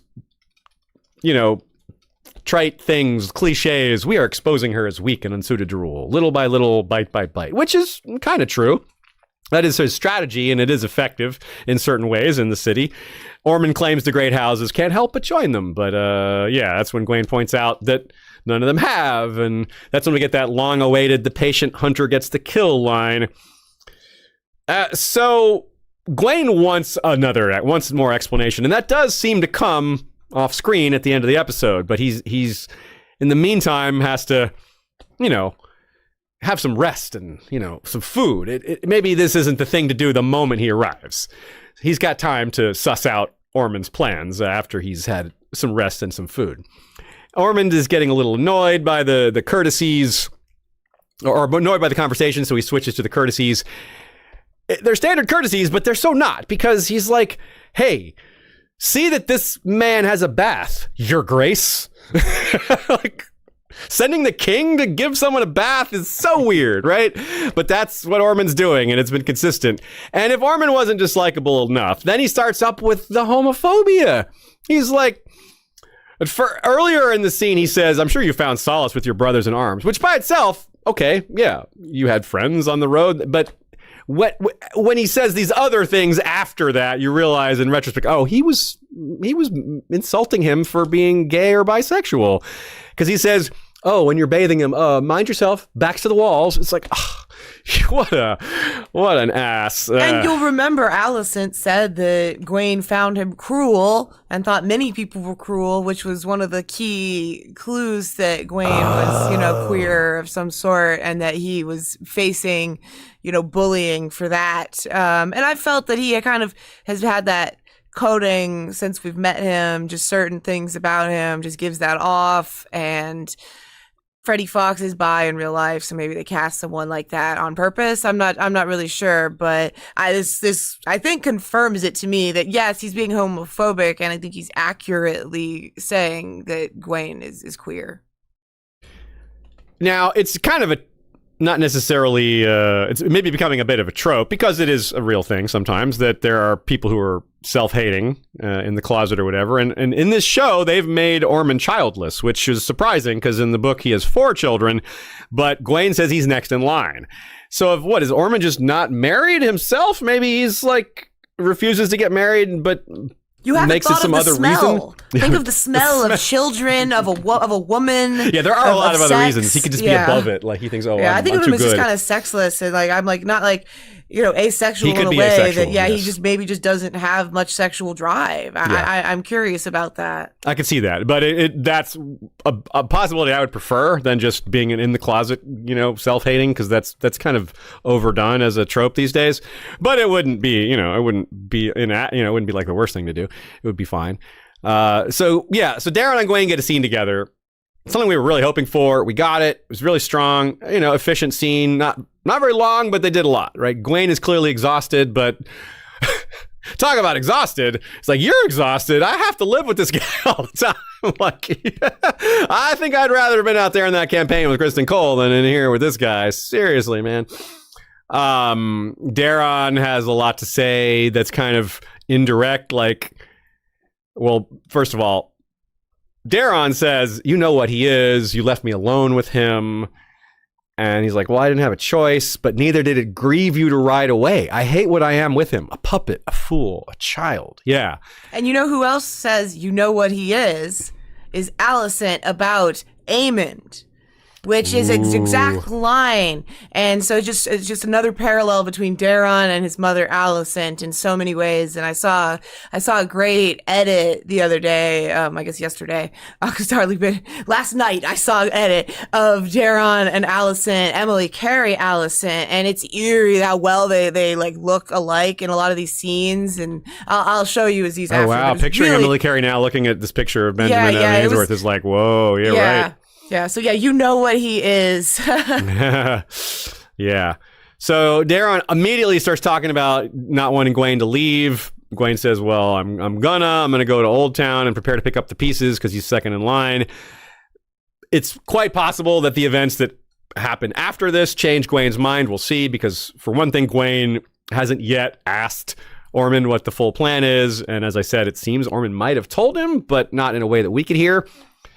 And Daron also asked if he saw his mother. He's just a kid. He's a lot of pathos here. A lot of different things going on in the scene. Sean, what did you think? And parallels our introduction to Gwaine with Alicent when she asks, "Did you see? Tell me of Daron." That they, there's this two bookend Gwaine scenes. Good catch. Yeah, I like this scene quite a bit. These characters are all very interesting. They definitely make Ormond someone you maybe love to hate. He's kind of entertaining on screen, but God, so infuriating. And I appreciated how Gwaine handled it. Because Ormond's just going for low hanging fruit. He's just trying to goad him, right? And there's almost no way for Gwaine to win this. Like, I am too brave. Like, you're just inviting more insults and more opportunity for him to ridicule you or whatever. So he's just like, I'm tired. You know what I mean? Like, he put up one line of defense, like I fought and killed. I've been on the road a long time, but I'm not going there with you right now. And on some level, I think he probably, like you said, he knows Roman well enough to expect these sorts of insults, but also that he'll be able to have a conversation with them later, right? He said in the behind the scenes, he said he's a bully, but he's my bully, so like, it's kind of like a known evil. Like, I can't stand this guy, but at least I know what to expect from him. And he's going to come in, and no matter what triumphs and struggles I've had, he's just going to insult me. But then I'm going to get a night's rest. He's going to feel good about himself for thinking he's better than me. And then I'm going to ask him what the plan is, and he'll tell me. I think that he is patient and wise and knows how to manage Ormond relatively well. And in some ways, Ormond might be unmanageable, because not only is he a bully and all these other things, but he has actual power and henchmen around him to enforce it, it's, maybe it was selfish of him to leave Daron there, but maybe he didn't have a choice. Daron might have got killed if he tried to take him with him. I don't know what Daron really expects. Daron understandably feels trapped and disappointed maybe in Gwaine, misses him, maybe on some level Daron isn't trying to attack Gwaine and say what Ormond was, but he's similarly going for the low-hanging fruit, but in like the emotions I've been feeling, like I'm lonely, I'm scared, you left me, you know what I mean? He might be too young to see the bigger picture or understand what Gwaine was facing or how much worse it would have been if he had gone to war and all these other things. But anyway, it was exciting, when the Baratheons come in, assassin battle or whatever. But this scene was much more insightful and meaningful to me. Oh yeah, absolutely. I absolutely agree with you. This was one of the best scenes of the episode, I think. Yeah, it's one of my favorites. I guess I'd put it as my second favorite scene of the episode. Okay. It's the scene I'd kind of frothing at the mouth for, like eager for, was to see Daron away from Ormond, to see Daron with Gwaine and all of that, and I found it moving and just a really good scene. And Daron, the actor Benjamin, is just really good. I feel like he had a lot of subtle, silent faces that spoke such volumes in all the scenes he's been in, and his eyes are very emotive. And I really like him. And one that's kind of ominous line between them is, we both know I'll never be king. Well, where does that leave you then, right? Like, what is your fate then? Like, that's it's hard to just like make a claim and then be like, never mind, and just get away and just still go about your life, So yeah, so Gwaine is right to wonder what Ormond is really doing here, because maybe it's not about making Daron king. And in Gwaine's mind, and maybe Daron's too, there's something else going on here that Ormond is aiming for. And if it's hand of the king to Gwaine, as he brings up later, talking about hand of the king, or to Daron, that's one thing, but maybe there's something else here. So here's a note from Brian Valco, who double-checked. The line that Gwaine says is second in line, not next in line, which might mean that there is a son in between him, which would be kind of odd to erase 2 sons and leave one of them? Why not just have all of them be there? Because either way, you could make the same point, which is they're too young to rule Old Town, so they need an adult like me to go back. Either way, his "I'll go back to pick up the pieces" line works. If you just say Ormond's sons are too young, and adding extra sons doesn't make that a problem because they would be younger than the first one. They're even younger. So yeah, or they just wrote it, messed up the writing a little and meant to say he's next. But either way. That was a little bit of a question I had too. If I understand right, Ormond is Otto's older brother's son, right? Which would make him first in line. Yeah, Aubert's son. Yeah, if Ormond has no children, then yes, Gawain would be next. Yes, because Gawain is Otto's son. Right. He'd be the next male. He'd be the next one down. Yeah, unless there was a missing brother in between Otto and Gawain, but there clearly isn't. I mean, Otto and Ormond. I mean, Otto and Ormond's father. Aubert. And so awkwardly enough, Darren is not in line for the seat of Old Town, right? Even though he's ostensibly in line for the seat of the kingdom. He is not a Hightower. He could be in there is a scenario where it could pass through the matrilineal line to someone like Daron, but that would be like, yeah, all the people with the name Hightower are either not available or dead or whatever. So yeah, but there is precedent for that, but it's very rare. In line. Ormond could be first in line, and Gawain would be second in line. Does that logic? Ormond is the Lord. No, Ormond is the Lord. He is the Lord. He is the Lord. He's not in line. He's not in line anymore at all. Yeah. Anyway, so maybe something to clarify later. Either way, it works though. Not a big difference in the plot. Either is way. It theoretically possible that Aubert is still alive? No. He's definitely Lord. That's not a question. He's definitely yeah. He's been referred to multiple times as Lord Ormond Hightower, among other evidence. Yeah. Okay, so let's talk about Dragonseed Hill, which is the hill that Ulf and Hugh keep having conversations on. It begins, like a few others, with Vermithor passing over the city. We see a few of these shots. We've gotten actually probably maybe as many as 4 of these of Vermithor passing over Tumbleton. I'm a little surprised we got so many of them, but it's cool. It looks cool. Look at the wind I like here too. From his wings, you can see the banners flapping. Yeah, what a big boy. It's also like Dragon Lovers Point, Silverwing and Vermithor have each other, which isn't just like, oh, look at those 2 dragons loving each other. It's like they have each other. That's something, right? Like Hugh and Ulf, that's one of the things that maybe even gets Hugh to want to go see Cat, and Ulf is like, I don't have that. And Adam maybe is or isn't flirting. None of them have partners, right? Or with them. So it's another kind of thing that these dragon seeds or dragon riders are isolated from everybody else. Their station is this strangely taking them away from not just the people they love, but just the things they love. And Ulf brings this up very succinctly, very well done. Market days, taking it all for granted, hot pies. Look at that face. That's the hot pie face. Well done, Ashea, capturing the exact hot pie face. He's thinking of a hot pie. Let's all think of a hot pie right now, whether it's savory or sweet or whatever, or the character from Game of Thrones, which is partly savory what and sweet. I'm sure. Yeah, both. Which I'm sure they were going for with that reference. Of course, they wanted us to think of him. That's a very positive association. And this conversation sort of leads to them both going faceless, in a sense, as to the title of this episode, Faceless Men. They both go incognito, even though Hugh doesn't actually have to disguise himself. It's still incognito. And Ulf puts on a hood and goes, yeah. So this conversation about the things they're missing leads them to go try to address that, in maybe misguided. That's putting it mildly, let's be honest. But all these attempts to rebond with people, Rhaena, Ulf, Hugh, Ulf's is the least damaging, and it might be more damaging to his cause rather than him personally. But yeah, Hugh anyway, you have this mentioned as your favorite scene. Yeah, this was definitely my favorite scene. It's what I want out of the shows. I want to see the common born people. I want to see the struggle with, when you change your social class and you aren't able to enjoy all the trappings of your changed social class because you've lost it's the same as Rhaena, right? It's the same thing she's dealing with, where she got what she thought she wanted. She got a dragon and she's lost everything, and Ulf has lost everything, and Hugh has lost everything.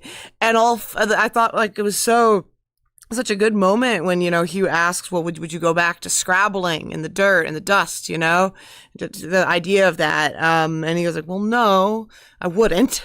But also my life isn't better. And like, it's just, I liked that a lot. I thought it was really well acted by both actors. I don't give Kieran Bew enough credit for some of his stuff too, as much as because Tom Bennett is so funny as Ulf, so I tend to talk about him more. But it was a good episode for Hugh as well, a wide range for him.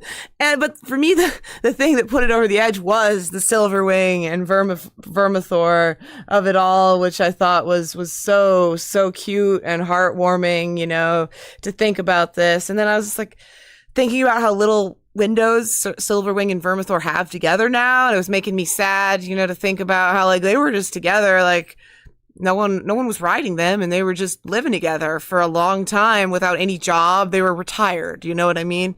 And now they're back, doing missions, and they just see each other here for 10 minutes. You know what I mean? And see you in 2 days, he says. Yeah, exactly. So it's like really brief, and it made me sad for those two.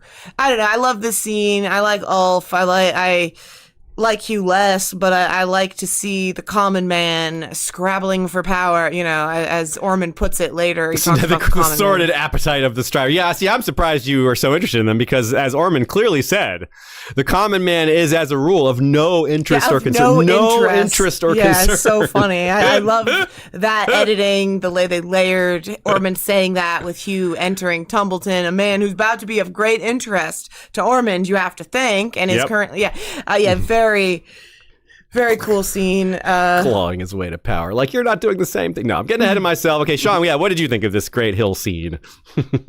Yeah, I liked it too. I think they're kind of continuing to drive the point of how these guys are dissatisfied and are setting the stage for there to be some abandonment, if not betrayal, to Rhaenyra.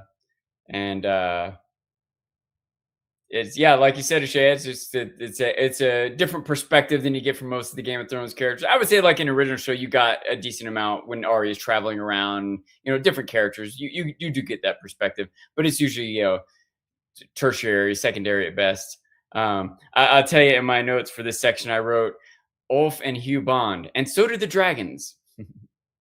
Yeah, those two have known each other for a while. Those dragons, yep. But you're right. It's all further bonding. That's right.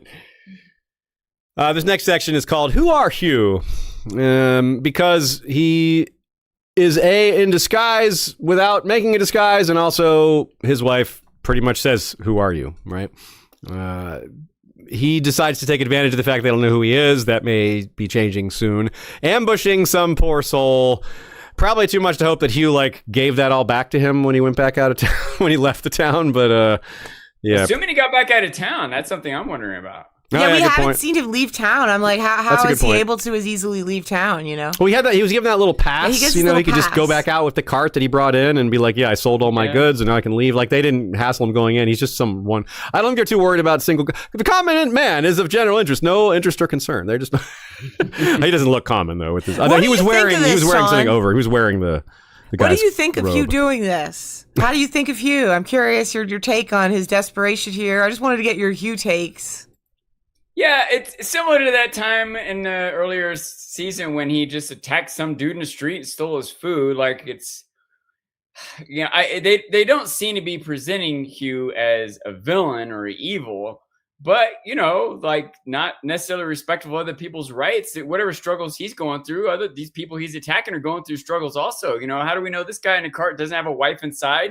Then he needs to sell these goods to get money to buy her food, and now he can't do that? Like, he's more desperate. He's more important. All right. Sounds a little like Ormond. I don't know. I don't want to be too harshly judgmental of him, but I also am not giving him a pass to just assault people left and right just because he wants something. So. Yeah, and obviously he gets physical with his wife and his desperation, Tries to drag her away. Yeah. I mean, he's not he's a big guy, and I think it's easy to get in that sense for him to get carried away with her, and he's just desperate for her to stay with him, and for there's extenuating circumstances, but not a good look for him certainly, and he just keeps resorting to violence for everyone, and also he's just got this long silver blonde hair. I'm like, you seem so noticeable, man. Wear a cowl. Yeah, he didn't style himself Hugh the Humble. He styled himself Hugh the Hammer. Yeah, so I have this theory that Hugh has been looking for Kat, and that's why he flies so close. And that's how he's able to know where she was. Because otherwise, like, how the heck did he find her? But, I mean, it wouldn't be that hard to, like, ask around a little bit. But that's my theory, that he kind of already knew, because that's why he's flying so close. And my other theory is that Ormond has ordered them not to take shots at these dragons passing over. Because, well, Rhaenyra doesn't want to burn the town. That doesn't mean some angry dragon won't just, like, take it upon themselves like we saw Sheepstealer do. Just piss me off and I might burn whatever's near me. And Ormond is definitely wary of the dragons. We saw that, up close when Tessarion got a little ornery with him. He's like, okay, all right, hold on, back up. He wasn't afraid, but he showed proper concern, right? Showed a little respect for what that thing could do to him. So he doesn't want a dragon attack to be retaliatory. He wants it to be a decision by Rhaenyra. Yeah, exactly. You're right, because then it would also not accomplish his goal. Not only would it maybe kill him, ruin his army, it wouldn't even accomplish the goal of making Rhaenyra look bad. So he knows where to go. He somehow, whatever means, he finds her. And at first, she doesn't turn her head. She hears him, but it's like that moment of, I've been through so much, I can't dare believe that's really him. She turns really slowly. It's very meaningful. And there's this moment where it seems good. They're hugging. And then Hugh just says all the wrong things. He's not listening to her, like, at all. Yes, he's trying to save her. That's good in a certain sense, but he's, like, ignoring the rest of the family that he's just like, let's go. Like, she's like, I came here with my brother. He's dead. I said that. You didn't even comment on my brother being killed. You just ignored that. Yeah, look at this edit here. It goes from her crying, saying, my brother is dead, to Hugh is smiling like he's going to give her. Get out of here. He's like, I claimed a dragon. And I saw a lot of jokes about this. It's like he came to her and he's like, I won a Cybertruck at the poker tournament, is what the joke I saw. And she's like, my brother's been killed. But she also just says, my brother's dead. She doesn't say any details. Like, we don't know what she knows. Yeah, we don't know what she knows. That's true. I also just made, kind of half jokingly, half randomly compared him to Ormond, but he's doing the patented Hightower face squeeze. He is. You're right. He's doing the face squeeze. Oh no, it's foreshadowing. No, it's but yeah, he's very misguided. Like, he does want to do good, but he's really really thinking about himself a lot more than he's thinking about her. He's thinking more of her as like a way to make himself feel good rather than a person that needs help, because he's not thinking, and this is obvious given how he doesn't listen to anything she's saying. She says, do you know how badly I needed you? Do you know how hard it is to get here, to be a woman alone? And then she just talks about how her brother is killed and he has children. Like, his kids are orphaned now, or they have their mother, but they don't have a man around anymore, which makes it's like a breadwinner or whatever, a person who's earning a living. Like, and you want me to leave? Like, yeah, like he just doesn't respond to any of this. She says all these things, and he's just like, yeah, well, let's go. But I'm a dragon rider now. But yeah, it's just like Ashaya said, but I want a Cybertruck at a poker tournament. Yeah, he is not listening. If he listened to her, he could have been like, okay, we can get you and your sister-in-law and the kids out. Like, let's make a plan. I'm going to be given a house for us all. Like, he doesn't tell her any of this stuff because he doesn't actually care about the extended family. He doesn't, like, it doesn't seem to have any meaning to him. Like, yeah, he lost his daughter, but he could be a great father to this little girl and little boy. You know what I mean? Like, he's just, I don't know. He lost me with his treatment of Kat and his total single-mindedness, on how he's done the most important thing he could ever do. And look, give me props for it.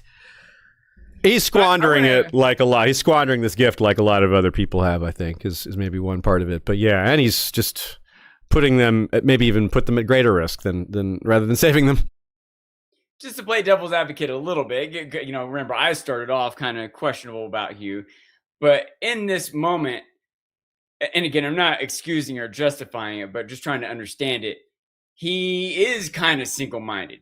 wasn't anticipating saving the whole family. He thought he was going to sneak out, get his wife, and go sneak in, get his wife, and sneak back out, right? And he's under a little time pressure. He's not sure how long he has before his dragon does something crazy or before someone notices who he is.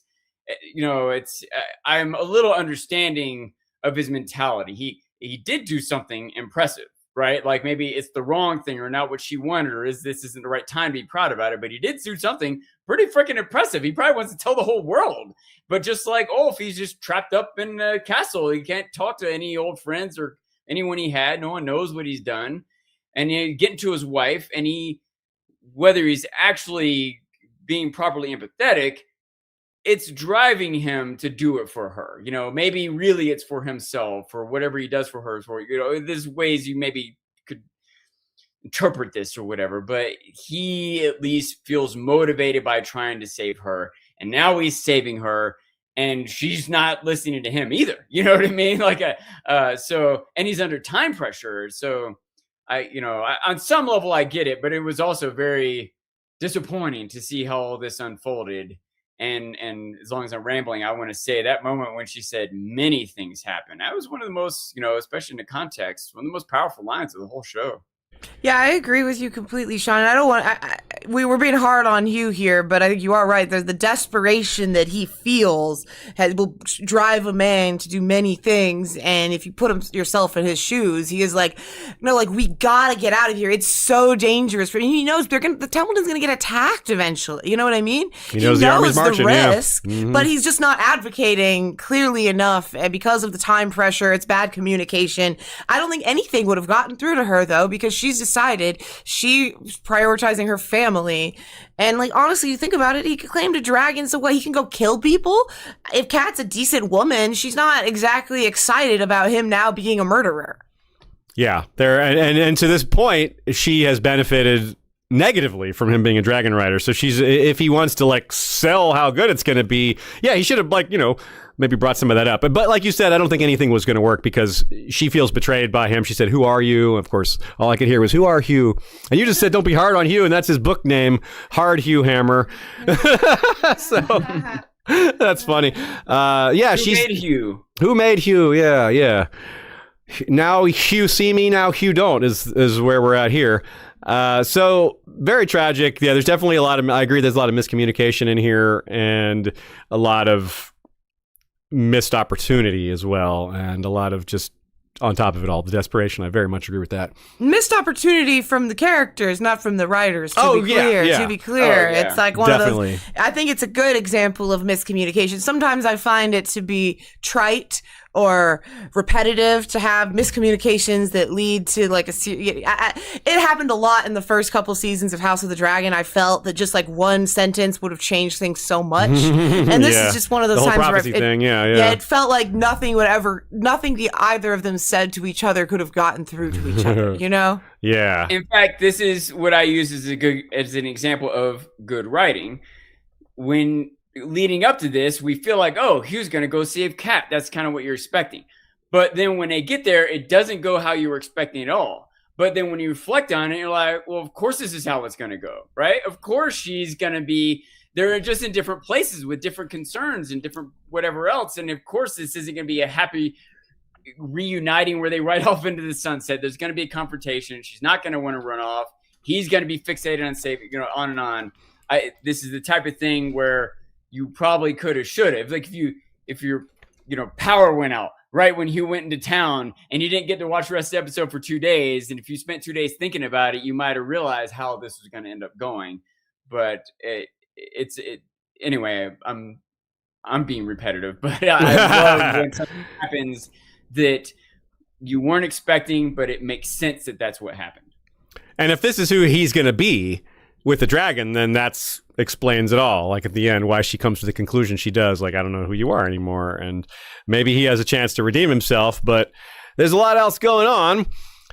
As Hugh is arriving in the town, we get that voiceover, which includes what Ormond is saying, but it's also those false Baratheons arriving at the same time. So let's talk about them because of it's all tied together so nicely. This section's called Gwaine saves the day, Ron.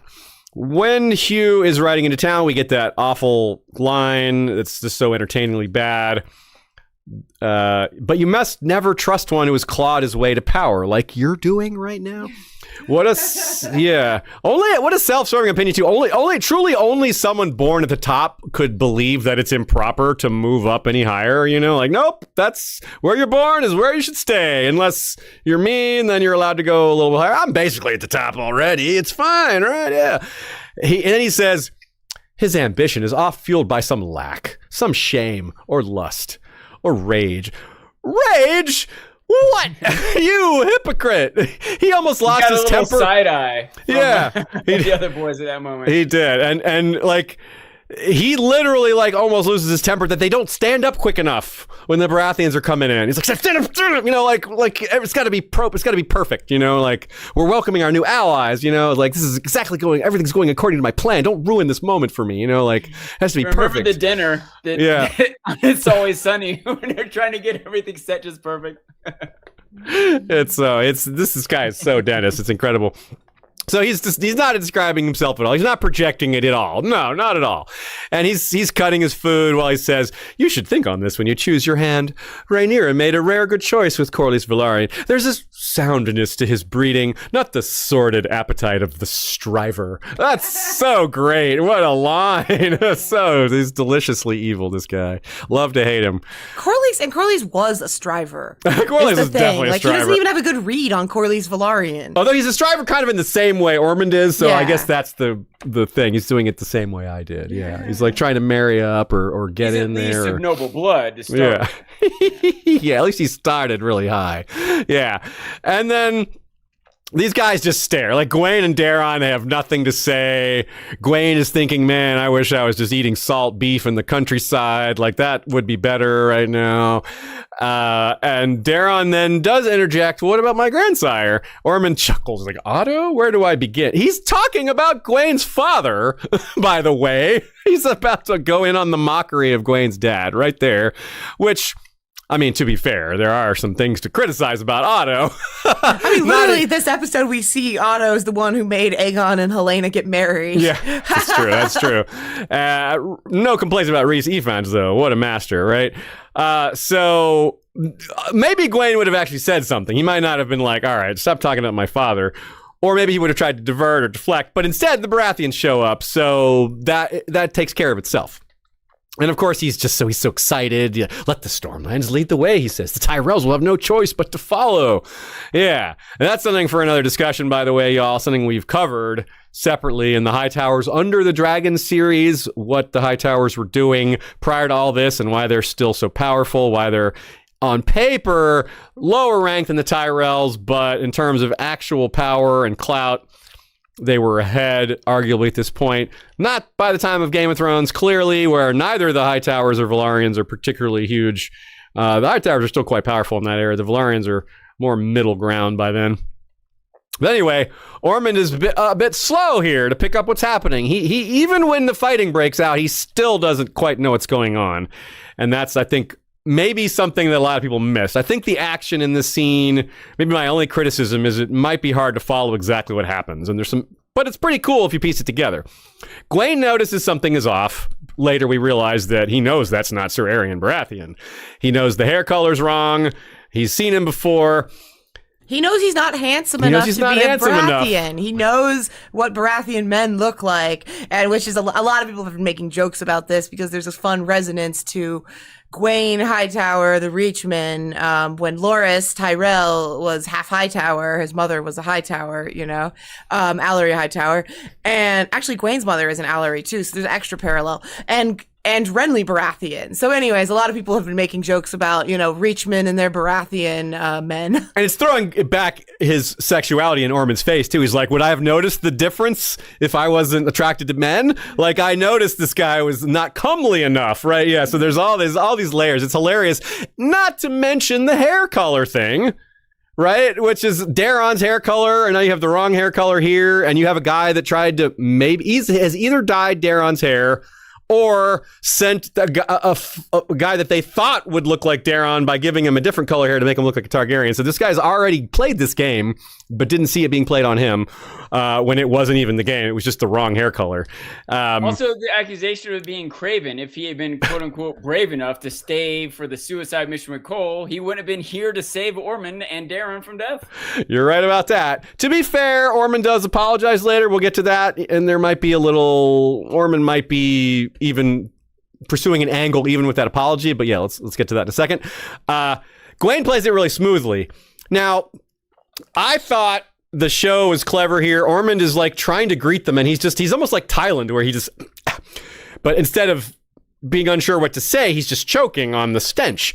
And Alicent told Rhaenyra about his sensitivity. Do you all think that he made them smell so that Ormond would stay back and it would be harder for him to detect the deception here? Yeah, I think she specifically, it was like sending a stink bomb, sending a weapon of smell against him. I think she specifically was like, okay, like, you're going to roll, like, I think those men probably like had shit on them, frankly, like, is what I think. I think they like smelled particularly rank, and I think because that guy was smiling, he knew what they were doing. I think Rhaenyra said he is sensitive to this, and I think he looked kind of smug when he met him, like he knew, like, oh yeah, you like that? So I think they knew what they were doing to him too, like the assassins. Yeah, and then he said, oh, we regret to present ourselves in the state. They knew, like, Rhaenyra told them something about what, like, we don't know exactly, but they'd be like, why the hell do you want us so stinky? They had to be at least a little in on that part. So yeah, you can see them kind of playing it off here. He's like, oh, the road, we had to rush here to get really fast. Sorry, And, they made Ormond out to be particularly sensitive to this. And if you notice, there was even a shift in like the sound quality. Yeah, absolutely. To kind of show Ormond was kind of, aside from physically standing back, he's just not, his game is off. It was like the ears ringing type of thing, or like he actually got hit by a bomb, like a grenade or something. Oh yeah, that's a good way to describe it. It was exactly how they did the edit. And I don't want to go too much of a tangent, but I just do want to point out, this is another example of Rhaenyra actually making a good, clever decision. If Gwaine hadn't been there, which is borderline random, this probably would have worked. If Ormond and Daron had been killed right there, that's probably just the end of the war, right? That's just it. Well, this is, I think, where Rhaenyra messed up, is that really what she needed to do was send knives to kill Ormond, which they could have done, but it was knives to kill Daron, and because they, you know what I mean? Good point. I think she should have gone for the power behind the manipulator, and everything would have fallen apart. That's a good point. So continuing the way the action actually plays out, because I think, again, this isn't super clear, Gwaine stealthily grabs a knife, and Bold John Roxton sees this and kind of walks forward like, hey, what's going on here? Because he doesn't know whose side Gwaine is on. And Gwaine then cuts the lead guy's throat, and Ormond yells, stop him, to Gwaine. He's pointing at Gwaine, stop him. The other Hightower men have already jumped into action because they see a Hightower guy attack the Baratheons. And then the Baratheons turn to see whoever's near them, and the Hightower men attack them. So they don't know before Ormond can even say anything. So the other Hightower men have already started fighting. And then he says, stop him, to Bold John. And Daron reaches out and stops Bold John and shakes his head. He's like, no, because he trusts Gwaine. He's like, if Gwaine is doing this, he must have a good reason. And I love Daron's composure here. He doesn't back up. He doesn't get afraid. He uses his head. He keeps his cool. He knows what's going on. He takes, like I said, takes Gwaine's lead.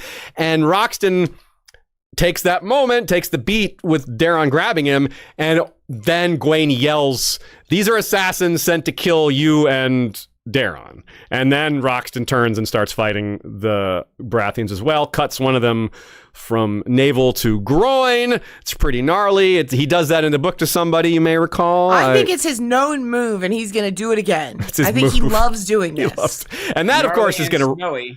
It's very, really smelly, and that's why Ormond spews here. I don't think he was afraid. He didn't act cowardly. He didn't back up either.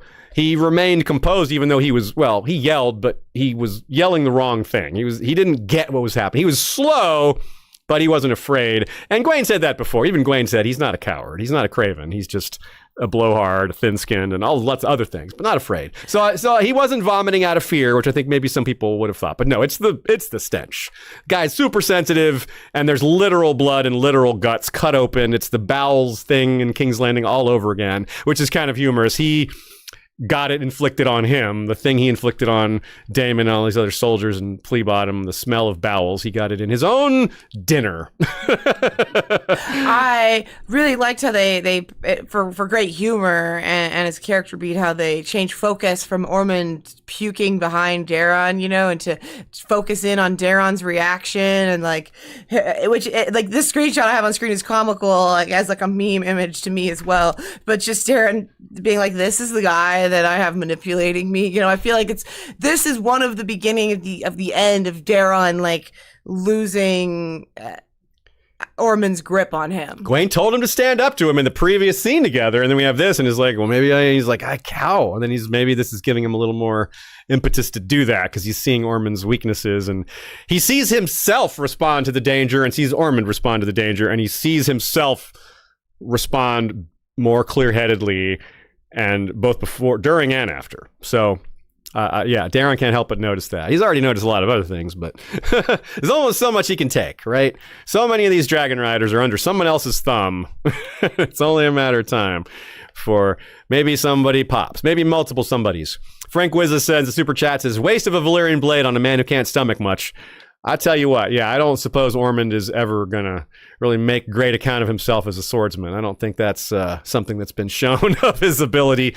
He is. It is kind of a waste, isn't it? The balcony scene is next up. Now, when they're in private, this is, once again, like you guys said, Gwaine knows exactly how to talk to Ormond. He's known him a long time and knows when to approach him. He knows not to bring him up to like insult him or criticize him or even question him in front of other people. And he also happens to have Ormond on the back foot just a little because of he saved his life. I mean, it should be on his back more, but Ormond isn't the most grateful guy. But to give him a little bit of credit for one thing, maybe, Ormond, his apology at least seems pretty sincere. He says, I was harsh on you and I apologize. So I was like, then he's like, it's okay if you want to leave. Maybe that's what he wants him to leave because he's afraid of his influence over. On the other hand, he just let the two go off together to have a bath. So I don't know. That theory might not be there. Either way, while they're watching Daeron train 3 versus 1 like a Garland the Gallant, since we mentioned Loras Tyrell, why not mention Garland? Gwaine pushes him. He uses this moment to be like, all right, I'm going to ask these questions. I've been waiting, and this is my opportunity to get some straight answers out of you. No one else is around. You're feeling a little bit of debt to me, which is maybe the most I can hope for. He says he would make a good king. Not that matters to you. He's like, oh, you think me so callous? And he says, I think you'd sacrifice men to get what you want, but you'd never sacrifice yourself. So what's your plan here? He's basically implying that you're sacrificing Daeron for some goal, not that your goal is necessarily to rule through Daeron. Although, like many master plotters, there could be many different potential outcomes that he'd be satisfied with. Both of those might be satisfactory outcomes to him.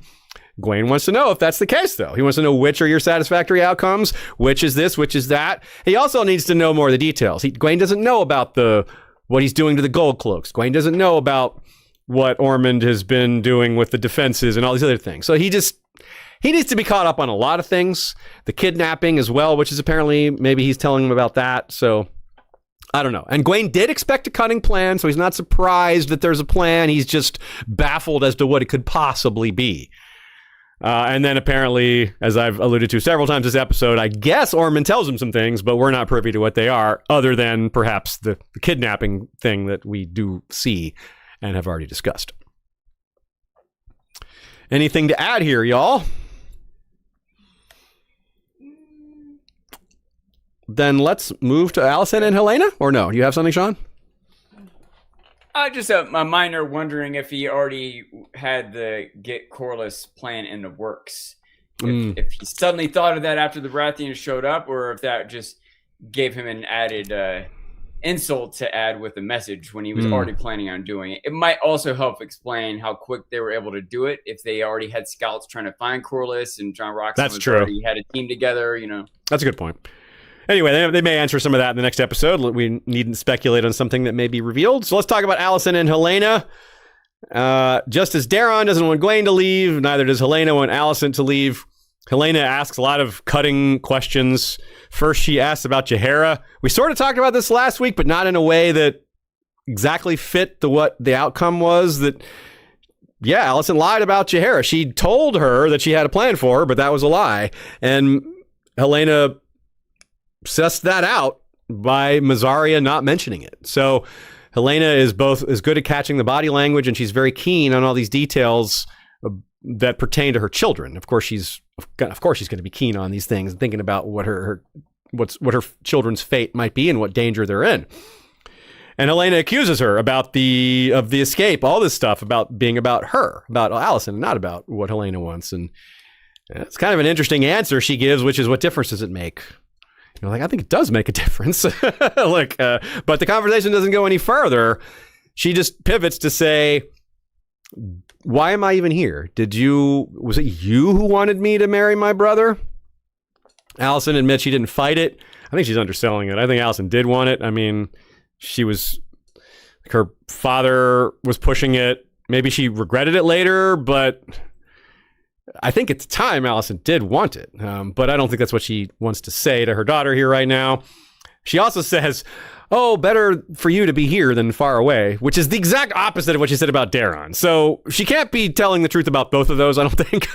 So it might be different for a boy than a girl. It might be more important for her to be there as a mother and protector than the young man that'll go off and get trained with a sword. That's a good point, because she's going to be basically married into some other family and just not be even she's a Hightower Targaryen anymore. But as it turns out, Helena's a cottagecore girly and would have been very happy had you sent her to the Reach, or anywhere that had land and outdoors and peace, Yeah. So yeah, she's not Pike. Yeah, Alicent misread that. Yeah, maybe had been more into her daughter's personality and what she wanted. She might have realized that was good. But the betrothal most likely happened when they were very young. Of course, the marriage and consummation came later, but the path was laid out sooner than Helena's personality even manifested, probably. It's interesting here. Helena gave away that she knows Alicent's tell. She's like, you look away when you're lying. Now Alicent knows not to look away when she's lying. And I think maybe this was turned back at her, because when she's taking the bite of soup, which she's like, I can't leave unless I know you're sustained. Look at her just staring her right in the face while she's taking the soup. Like, I'm looking at you. This is, you think I'm going to eat more of this when you're gone? You think I had one bite of soup. Yep, that solves it.